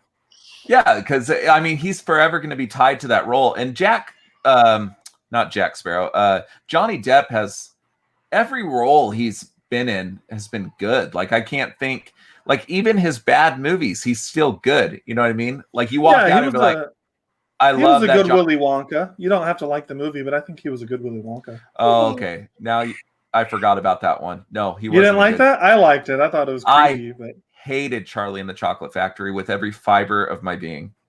Okay. I hated him as Willy Wonka. I don't think he was good in the Alice movies. I thought those were terrible. Yeah, and I never even saw the second one. But if you try to, like, Gene Wilder was the best Willy Wonka of all time. And Johnny Depp's performance as Willy Wonka doesn't even hold a candle to Gene Wilder's portrayal. Yeah. I had a hard time with that movie, and I'm not meaning to like get in a fist fight with you or nothing, but I don't like you that much that I would fist fight you anyway. Gene Wilder was that was Willy Wonka. It was just a monumental movie, and then to follow it up with Charlie and the Chocolate Factory decades later, and it to be such. You're just stuck in the past. I think what bothered me is his teeth. Every time he spoke, I could not stop staring at his teeth. He was wearing implants. Did you guys ever realize that he's wearing implants that make his teeth stick out? Yeah, it's because he's supposed to look like the son of a dentist. Yeah, it's horrible. I couldn't. It's the same thing with Bohemian Rhapsody. He's wearing implants in his mouth, and I understand why they did that to get his top lip and everything, and to get that. Freddie Mercury that's iconic about him, but yeah, he looks he looks like a sociopath. This does not look like a guy that people should allow their children to be around. Yeah, and that's anyway. You don't have to like it; it's totally fine. He's like, follow me into the back room. I've got a video camera, and he was creepy as all get out, dude. He was so freaking creepy. But dude, that's not the spirit of Willy Wonka. Willy Wonka is. If you watch the original one with Gene Wilder, it's like I'm gonna be really creepy, but I am really, I really love kids and not in a creepy way. You know what I mean? Like the end of the movie, he redeems himself as having this big master plan and passing his fortune down. Gene Wilder did that masterfully. Yeah, but. I don't know. I don't know how I feel about a Pirates of the Caribbean reboot. I don't think there needed to be 5 movies. I don't even think this franchise needed to be reboot. I think the age, there was a time when pirates were big, much like zombies were, and I think that time has passed. That's fair. I agree with that. I don't really think that we need any new Pirates movies, but I think that if you're gonna do it, a fresh reboot is the better way to do it. Yeah. And Sam's beard is getting all sorts of love and attention right now. Well, if we're going to talk about pirates, there is a live-action One Piece series on its way, scheduled for 2021. Oh, it's a series? I thought it was a movie. 10 episodes. Wow, I didn't know that. I thought it was a movie. Yeah, 10 episodes on Netflix. Well, maybe when that comes out, I'll watch it, and then I'll be like, you know what? I really like that, so maybe I should watch the anime. Can Brooke give us her best impersonation of a pirate? Brooke, can you talk like a pirate? What does a pirate sound like? Ow. Arr. Arr. Good job. That was good. Yeah. No, what's a pirate's favorite letter? What's a pirate's favorite letter? She doesn't know letters yet, man. This joke's in her head. Max, what's a... All right, she said, Arr. What's a pirate's favorite letter? Orange. Orange. No, they be the C's. Oh, they be the C's. Okay. Oh, man. All right. Good dad joke. So, Jon Favreau says that creatives should listen to fans more. So people that are writing these movies and things like that. And I couldn't be more in line with his way of thinking. What do you guys think? well, I agree, but I wanted to mention before Sam talks, because it relates to you, Sam. You wrote an article this week on Couch Crunchers about listening to the fans. Was it in response to this? Yes. I thought so. So let's hear Sam's thoughts. Okay, so in the article that I posted, all right, Brick. In the article I posted, I referred to the one time when I felt like somebody knew better than me what I wanted. Uh-oh. Mom showed up.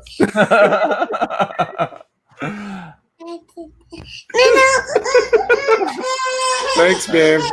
Bye, Ricky. And that marks a pivotal time in Couch Crunchers history where we actually had a crying baby. Okay, so I was thinking it was going to be one of my kids to be at first. We've had sneak appearances from your kids too. Oh yeah. All right, where was I? So the article I posted was about the one time I was happy that somebody knew better than me what I wanted, and it was at a restaurant where I had ordered a root beer float, and instead of a root beer float, they gave me a lime Ricky blended float, and it was delicious. How do you mess that up? Yeah, it was. Those aren't even like closely. I think the only similarity is they both have ice cream in it. I'm assuming. They're like, everyone orders root beer float. We got all these lime Rickies. Let's just give him a lime Ricky and see if he complains. And I didn't, because it was really good, and I was glad that I had that. I never would have ordered it because I never had one before. And that is the only time I've ever gotten a wrong order that I was happy about it. Every other time, I'm like, why don't you just listen to me when I tell you what I want? Yeah. And I feel like a lot of these movies are digging back into our childhoods, into nostalgia. And they look at it as, okay, well, this is a way to make a quick buck or make a buck because it's an established property, and we're just capitalizing on what people are already spending money on. This is just another medium, and a lot of times it comes across as a cash grab. And the example I used in the article was Star Wars, and how Disney purchased Star Wars. They purchased the whole studio, Lucasfilm, and they made movies that were basically cash grabs. It didn't honor the legacy of the Star Wars movies, the original trilogy. But it wasn't just the Disney movies. It was every movie since Empire Strikes Back has been that way. They have been vehicles to sell merchandise. They've been vehicles for making money rather than telling the stories of beloved characters. The reason why you have characters like Ewoks versus the original lizard people they intended to put in were because Ewoks are cute and they will sell as toys. That's the reason why you have characters like Jar Jar Binks, because the kids who are begging for toys will look at Jar Jar Binks and think, oh, he's cute, he's funny, I want Jar Jar Binks. That's the reason why they include scenes like pod racing, so they can sell pod racing video games. And it starts a really fun game. It is a fun game. It's a terrific game. But what does it do for the movie? You know, is it important for the movie? Is it important for the story? Is it important for the characters? And so over time, you start to think, okay, is this just to sell tickets? Or do they care about the characters like I care about the characters? And then on the other hand, you have Sonic the Hedgehog, which just came out. And the first look we got at Sonic the Hedgehog, it was disturbing. You're like, this isn't the character that I know. They're trying to do something with the character that they shouldn't be trying to do. And the director, you know, to his credit, he listened to the fans and he says, I get it. We're going to go back to the drawing board. We're going to make it right. And the fans responded. They came in, and what probably would have been struggling to break even budget-wise, the budget was just under $100 million. They came back and they made over $300 million worldwide box office. The highest grossing video game adaptation of all time. Yeah, and they're probably selling more toys. They're selling more video games as a result because they're honoring the nostalgia. They care about the characters like we care about the characters. And when the fans are getting that kind of response from these showrunners and these movie makers, they show it. They show it by spending money. And the thing is that with the Star Wars franchise, the Episode 7, The Force Awakens, it has made over $2 billion. Whereas Last Jedi has yet to reach 1.5. It made over $1 billion, but how much more could it have made? And the toy sales have slowed significantly. How many more toys would they have sold if parents and kids were like, yeah, these characters represent what I believe in? They would have sold a lot more. Well, and you look at it, The Mandalorian, right, with the child. This was a movie that was this show was made for fans, right? I think Jon Favreau really took into consideration what fans wanted and what they liked about the movies, right? And they made this fantastic show, and those toys have been flying off the shelves. In fact, Funko just released a 10-inch the child pop. It's a big pop, and they're just flying off the shelves, right? And T-shirts have been flying off the shelves to the point where that show came out and they didn't have any merchandise, and people were angry about it, right? So they quickly made a bunch of shirts that looked like crap, and people still bought it, right? So I agree with you. I think that if you do it right and you make characters that people care about and you follow the legacy of the show, that it's going to translate into merchandise sales rather than creating characters just to sell merchandise and creating characters that could potentially sell merchandise, right? Yeah, and Lance just chuckled because for the listeners, I pulled up a picture on Google of something my brother sent me earlier today of the child holding a can of Mountain Dew Baja Blast. And he and I love Baja Blast. But you're right, though. The point is they created this new character in the child who's adorable and just lovable and wonderful. And Jon Favreau, however you say it, I think he gets Star Wars. He understands what fans are looking for. Just like Dave Filoni, who does the Clone Wars and the Rebels TV shows. Those guys get Star Wars. And I'm so glad he's doing The Mandalorian, and I really would just love to see him or Dave Filoni at the head of Star Wars because of this, because they listen and they're creative still. I mean, we got brand new characters in The Mandalorian and the Clone Wars, which the Clone Wars originally started with George Lucas as a part of that as well. But we got really good characters from those and things that Star Wars fans love. And I just think it's so important to listen to your fans. And I love that Jon Favreau is involved. My one issue with Jon Favreau, and we've seen it several times, is he comes out with a fantastic first product, right? Iron Man, fantastic. Followed up with Iron Man 2. Not so good, right? We've seen it with these Disney live actions. He did The Jungle Book, which I found to be a very good movie, and followed it up with The Lion King. Not so good, right? So, special appearance. It's a theme tonight. She's crying 2 times in one episode. There it Give is. me a few weeks. Give me a few weeks. I'll bring a crying baby onto my side. That's my issue with Jon Favreau. As much as I love him, I worry that he doesn't have consistent success. Right? He's great at debuting characters, but then continuing on with that theme. Mm-hmm. I worry that he's not able to do it. I don't know if you guys agree. No, I don't. You hated Lion King. I thought Lion King was okay. Lion King was a travesty. Yeah. It was a lazy attempt, is really what it was. Not so much a travesty as it is just lazy. They did almost nothing different from the animated one. It was just like I had issues with it as well. And then I what thought they did Jungle do Book was different an was achievement.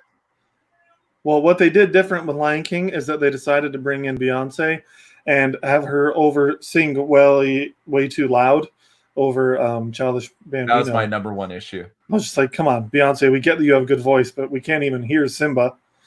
Yeah, Goodness if you listen to Childish Gambino when he sings on his records and stuff like that, he has an amazing voice, and he's definitely overshadowed by Beyonce. Anyways, but my biggest issue, the Lion King right now. My biggest issue is just didn't have the heart, and Iron Man 2 is the same way. I loved Whiplash in Iron Man 2. I loved Justin Hammer, but the story felt very different, and it did feel kind of a cash grab a little bit. Iron Man 2. Yeah. Well, it felt very much the same, right? It's the same as Iron Man 1. It's the exact same as Iron Man 1. And that's the Marvel formula. You have the first one, this is the origin story. In the second one, it's more of the same, and then in the third one, it's everything upside down. And the only second entry in the trilogy that did better than the first one was Winter Soldier. Oh, fantastic movie. But Iron Man 2, Avengers Age of Ultron, and Thor 2 were always dips because it was more of the same. It was a lazier entry, whereas Winter Soldier had this really great twist in the pocket, and it really drove the tension forward, whereas Iron Man 2 didn't have a twist like that. Age of Ultron didn't really have a twist like that, and Thor 2 didn't really have anything good to offer. So that's kind of their thing. But I don't necessarily lay the blame at Jon Favreau's feet, because he was given orders from Marvel saying, hey, we need you to do the same thing again. And he's like, well, I'm not really the same thing kind of guy. I need to be passionate about a project, because he does so many great things. Chef was a really, really great movie. And he follows it up with his cooking series, The Chef Show, which is also a really fantastic series on Netflix. If you haven't watched that, you should watch that too. And so he tells a lot of really great stories, but I feel like it's got to be something he's passionate about. And if he's passionate about Mandalorian, I think it will do really well. I hope so. Yeah, I really do hope so. I'm not rooting against the guy by any means. It just makes me cautious. And not only that, I mean, he doesn't direct every episode. He's just kind of pushing it in certain directions. Yeah, he's the showrunner. Yeah, and then you've got directors like Taika Waititi who's working with him, and other directors. Bryce Dallas Howard. She directed one of my favorite episodes of the first season. Which one did she do? The one where what's that thing called? Max, is it AK? What is that thing? AT-AT. Where it's running through the red light in the woods. Yeah. The one that's basically the Native American village. Yeah, like that the Native episode village was awesome. Where they introduced Gina Carano. Gina Carano, yeah. Yeah. Holy crap! There's a third season of Chef Show. I didn't know this. You guys started talking about it. I had to pull up my Netflix. It's nice to know that we have Max's full undivided attention. He can do whatever he wants, man. He's having a great time. That's what matters. It is divided, my friend. Bryce Dallas Howard just directed that Dad's, the one I posted about on Facebook, the Dad's documentary on Apple TV, and it was fantastic too. Bryce Dallas Howard, she's confirmed to have, I think she's directing a couple episodes for season 2 of The Mandalorian, which I'm pretty excited about. Taika Waititi is someone else big I thought was confirmed too, and you guys are aware that's Ron Howard's daughter, who Ron Howard in his own right is a fantastic director. Yeah, he directed Star Wars as well. I think his daughter did a better job directing Star Wars than he did. And I liked Solo. I just think the episode of The Mandalorian she did was Ron Howard. Oh, he came in halfway. He did, yeah. Yeah, that's where the frame rate issues come in. The frame rate issues? His part of that movie has a different frame rate than the rest of it that was shot. All right, but let's get back to the question, which is sorry, we started getting down a rabbit hole. Sorry, which Sam. is should these guys listen to the fans more? Yes. Now the answer is they should listen to what the fans want, but not necessarily follow the recipe that the fans give them, right? Yeah. You're going to go to a restaurant and you're going to order a dish, but you're not going to give them the recipe. You're going to say, yeah, I want the root beer float, but they're going to decide what kind of root beer they use. They're going to decide what kind of ice cream they use, and they're going to deliver it to you in the glass that they decide. But when you get the finished product, you're like, yeah, now that's a root beer float. And that's what you're looking for, right? You want to say, these are the characters that I want. These are the trajectories that I want to see. I want to feel good by the end. But it's up that, they make the big bucks because they know how to put together the recipe that delivers the finished product you're looking for. So, yeah, ask the fans what they want to see. But you, as the showrunner, you have to know how to put the recipe together. Because you still want to be able to surprise people. Yeah. Because if you're not surprising people during the movie viewing process, then your movie doesn't really make an impact on anybody, right? Example that I bring up a lot is the Ninja Turtles franchise, where they consistently, since the original show ended and the original movies ended, have consistently just kind of done whatever they think could sell, tickets and stuff, and they've changed these characters, and these new iterations have lost the heart that was there in the originals, right? Well, in a lot of cases, yes. Yeah, and it seems like now that I think Netflix is going to be releasing some live action shows or something like that. That it's supposed to be. That's not true. Is it Netflix? Who is it? Someone's releasing a live action show. For what? There Turtles? are no live action TV shows planned currently. Yeah, I'm not. Or is it an animated series that Netflix is releasing? No, there's no new series. Nickelodeon is doing. They might be partnering with Nickelodeon because Nickelodeon has a new deal with Netflix, but they signed a contract about last year. But there's nothing new in the works. They're currently in a series called Rise of the Ninja Turtles, and they have taken it in a different direction from other ones because Raphael is kind of the leader in Rise of the Ninja Turtles. They made Leonardo a completely different character. He doesn't even wield the same weapons, I don't think, or Raphael doesn't, or something like that. No, their weapons have different properties. So Leonardo has a sword that creates portals, kind of like the game Portal, and so he spends the whole series trying to master this one portal technique so that he can use it effectively, and it's pretty funny to watch him grow like that. But go on, carry on. So in July 2019, they announced a new live action show is coming on Netflix for Ninja Turtles. I just looked up the article.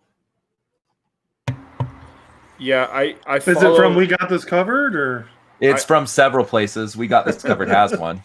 I follow Ninja Turtle news all the time, and that has gone nowhere. There's nothing going anywhere with the Netflix. So it's not confirmed, is what you're saying. The most recent thing that was announced was a CBS All Access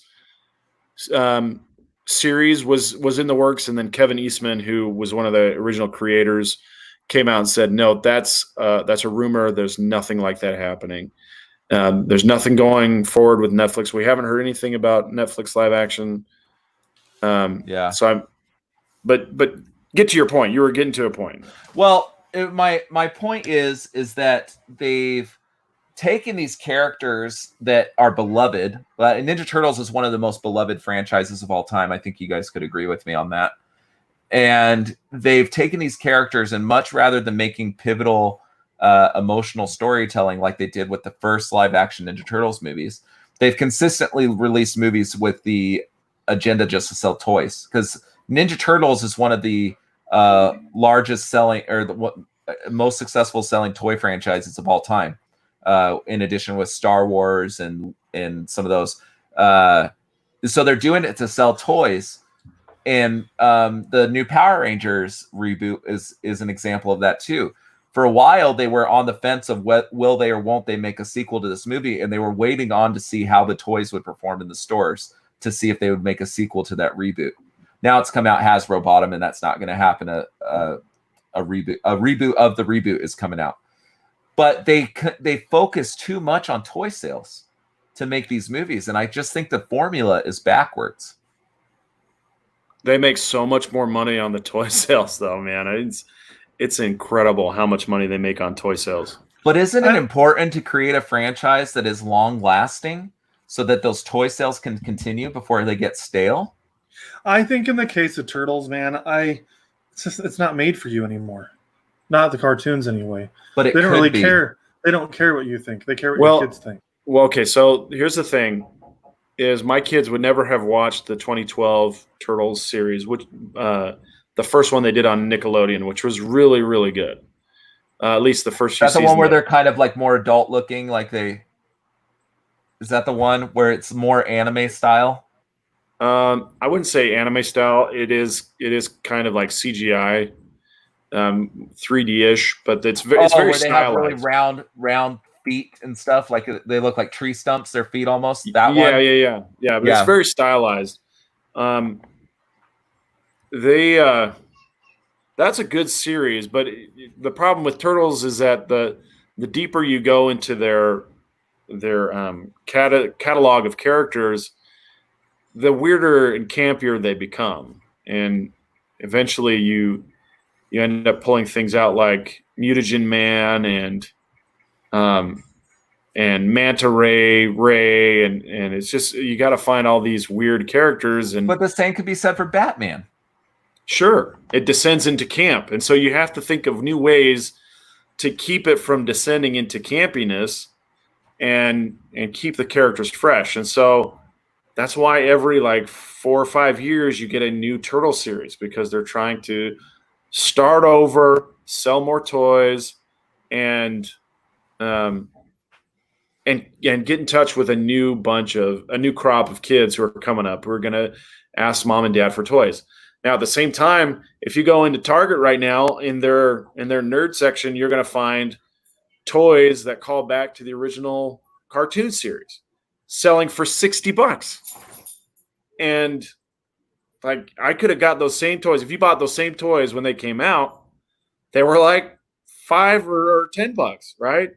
But now they're selling for $60. And I was looking at them with my wife. I was like, these are so awesome. Look, they look just like the originals. And then I look at the price and I was like, whoa, I'm just going to go back to the 2-pack. Are you talking about the 2-pack? Two packs. Yeah. They have $30. And then if you get a 3-pack, it's like $50. And it's just, it's really expensive, but they are cool. They're cool. I don't think they're meant to be played with. I think they're meant to be collector's items. Yeah, they're meant to go on the shelf right behind me. Yeah. No, they have these 2 foot tall, fully articulate Ninja Turtles from the original movies. I see them at Comic-Con every time I go. Each figure, it's 2 feet tall. Each figure goes for about $120. But they're meant to stay in the box and not be played with. Yeah. They're collector's items. I mean, they only made so many of them, but the ones in Target that Sam's talking about are so mass produced.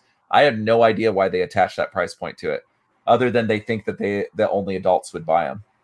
But I don't think that's the case, because my kids have picked them up and wanted them before. I follow the Ninja Turtles on Reddit, and there are tons of people buying these things, and they are quite expensive. And it's just for nostalgia value.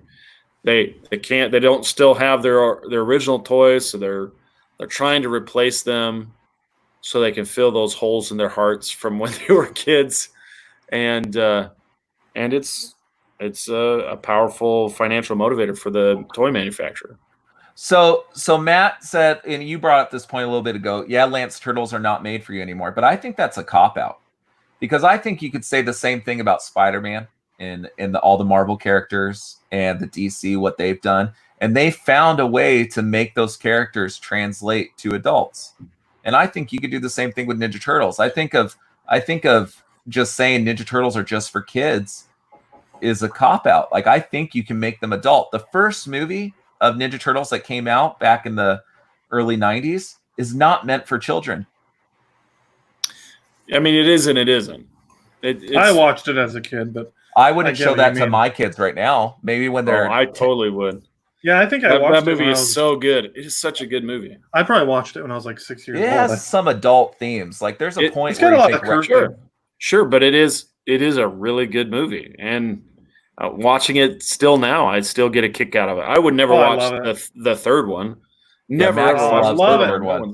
The third one's garbage. But even Secret of the Ooze is pretty good. The Secret of the Ooze is okay, but the first one is the best one. Yeah. But why can't you continue that same grittiness that we know it works? That movie is a timeless classic, right? I see it. I see it as one of the best. The only reason they didn't is because they wanted to sell more toys. That's exactly why. So that movie is consistently, if you look at a list of the best comic book adaptations of all time, that movie is consistently on that list.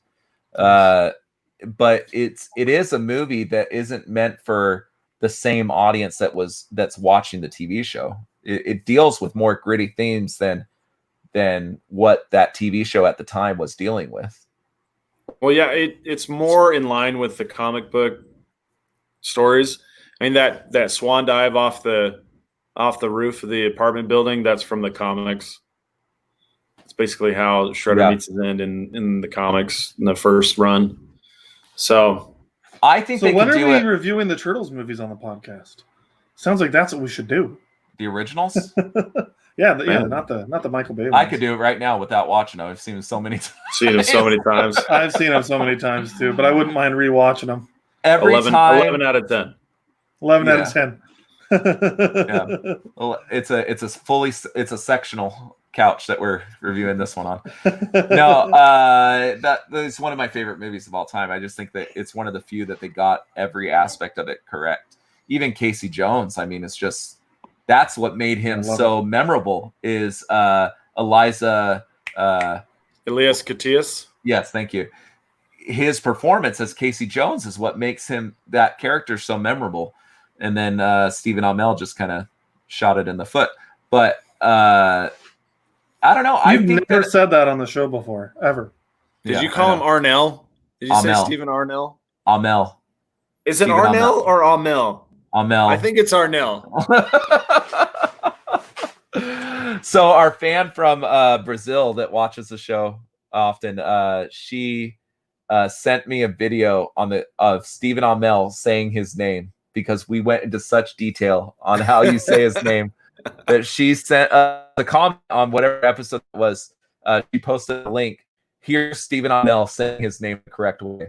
She referenced all of us in it. But I think that Turtles is a fantastic franchise that if they just listen to the fans, a lot of people are upset about this new Rise show because they made a bunch of needless changes. My kids don't like it. My kids don't watch it. They it's perfectly there, accessible to them, and they won't watch it. They end up watching. I have the old VHS tapes of the original Ninja Turtles cartoon, and they would much rather watch those than this new stuff. My 7-year-old son looked at me and goes, "Dad, they ruined it," is what he told me. He doesn't get it. And it's the same that could be said with Power Rangers. I mean, Power Rangers and Ninja Turtles at one time were both licensed by Saban. And they did the same thing to Power Rangers. Well, I don't know about that. Power Rangers is as popular as ever, I'd say. Yeah, it not like Rangers Mania or whatever they called it in the 90s. It's not. But they had a movie that did not perform well. Yeah, they were trying to recapture the magic of the first one, but they didn't use the same techniques as they did in the series. Yeah. Yeah. Well, there was one more thing that I wanted to talk about, and then we'll call it a night. Is Michael Keaton? It looks like talks are back on for him to return as Batman, because I know they had stalled for a minute, is what I was reading. But it looks like it's back on for him to play Batman in the Flashpoint movie. Well, I'm if there's been a new report out, I'm sorry. I'm basing this off of like 3 or 4 days ago, the news that came out. Yeah, yesterday I read it. It's stalled, but today I was reading otherwise. Well, I'm hoping this comes true. I think it'd be really awesome to see Michael Keaton come back as Batman. Personally, if I could have everything my way, I'd like Flashpoint to happen. Michael Keaton can be Bruce Wayne and give us a nice Batman Beyond going forward. I think it's time to stop having it be Bruce Wayne Batman. We're starting to get that finally with Spider-Man, where we had, Into the Spider-Verse with Miles Morales. We've got the Miles Morales video game coming out. Start giving us something new. I'd like to see the non-Bruce Wayne Batman finally. So Terry McGinnis. Yep. I'm trying to remember. So the Flashpoint that I remember didn't have Bruce Wayne in it. It didn't have Thomas. And I was reading a report that they were asking Jeffrey Dean Morgan to come back as Thomas Wayne. Yeah. So I don't know if they're going to show both. alternate dimensions or something like that. Like a Flashpoint maybe splinters off into different dimensions. Did you say like Splinter? Splinter? Teenage Mutant Ninja Turtles. But if they're going to kind of do what Crisis did a little bit or something, like try to infuse the two, or I'm just trying to figure out, because the Jeffrey D. Morgan thing that I read seemed pretty definite that he was going to return. I think that'd be awesome. I would love to see Jeffrey Dean Morgan, and that's a big part of what's so cool about Flashpoint is seeing Thomas Wayne Batman.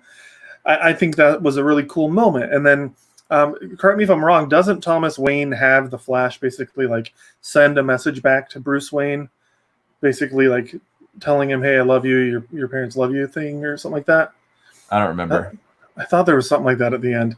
But anyways, I really like the original version of Flashpoint. Matt, I just don't remember it. I don't keep a memory bank of every comic book that I've read. Well, I forget things. Anyway, The point is, it's not going to be exact. I mean, Civil War isn't exact as the comic book.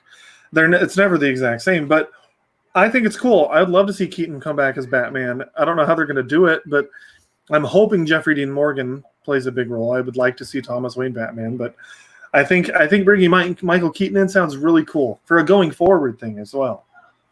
Is it going to be a continuation of the same Bruce Wayne that he played from the Tim Burton movies? That's my understanding, yeah. Interesting. But Tim Burton's not going to be involved in any way. Not that I've heard. I mean, this is just a report, it's not official confirmed yet. I'm really interested to see what they do. I think it could be cool. I don't know. I mean, people have been clamoring when Michael Keaton didn't really make an appearance in Crisis, except for, was it a newspaper article? Yeah, you saw a character from one of his movies. But wasn't his face in a newspaper article? Maybe. I'd have to go back and look.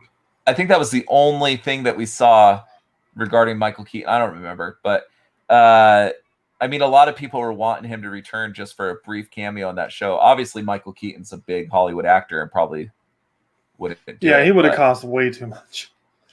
I didn't expect that at all. I was surprised we got Ezra Miller. I think we got Ezra Miller because he's the cheapest of all the DC actors out there, and even he was expensive. I don't mean that in a disparaging way, but like, okay, maybe Ray.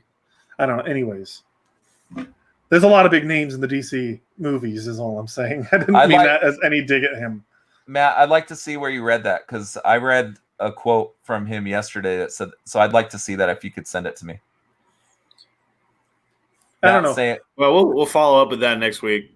Yeah. Oh, speaking of, so next week is July 4th. To our listeners, it's July 4th. So we are going to be pre-recording our episode. We're going to be talking about Captain America, the First Avenger. So it will not be live. We want everybody to have an excellent and safe 4th of July. But we will be back the following week with another live episode. Lance will probably not be on that. He will have a new baby most likely. I will probably not be on that. My wife is due Tuesday. But that's another reason for pre-recording the episode. And then we'll announce on the Facebook what that following episode will be about. But this next Saturday, we'll be playing a review of Captain America, the First Avenger in honor of 4th of July. And I think that calls it a night. So thank you for joining us. Go ahead. What am I missing? I just didn't know if Sam ever gave his thoughts on the Michael Keaton thing. I just jumped in. Just blow past it. One of the things I was thinking about was Michael Keaton recently gave a commencement address, and he finished the whole thing. He took a couple moments just to remind the graduates of the two most important words he could offer them, and he took just a second to reiterate, "I'm Batman." I do remember that. It's awesome. Isn't it cool that Marvel kind of took the "I'm Batman" thing and turned it into their own thing with "I am Iron Man"? I mean, "I am" is a pretty common verb, but it's almost delivered in the same. It's almost delivered and has the same emotional impact if you think about it. I don't see so. That. I mean, there's literally it's song. A totally different thing. I am Iron Man. Yeah. Copyright strike. Speaking of, can I show you what came in the mail, guys? No. All right. Looks good. Iron Man. Avengers Endgame. Iron Man. See the blood dripping down. Lance be like, "Hey guys, let's close the show." Wait.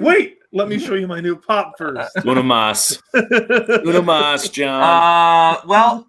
Thanks for tuning in tonight. And remember that the podcast is going to be available on your podcast feed on Monday. In the meantime, check us out on Facebook, Twitter, Instagram. We're always our blog. We're writing stuff on our blog again. We have been. It's nice. Max has an excellent review of The Last of Us Part 2. Sam, you've written 2 articles in the last week, haven't you? I wrote 2 articles. I wrote one about listening to the fans, and I wrote one about a One Piece primer for Netflix viewers. The One Piece one is actually leading the charge this week, fellas. So it's actually getting quite a bit of traffic. So check it out. I still knows how to get views. I still have the most views of this year, though. What? We'll see. We'll see how long that lasts. My Wolverine article from a year ago is still gaining steam. Enjoy it while it lasts, Lance. Well, it's been a fun night, guys. Tune in next week to hear our thoughts on Captain America: The First Avenger in honor of the 4th of July. Follow us on Facebook, Twitter, the blog, Instagram. And until next time, keep on geeking on.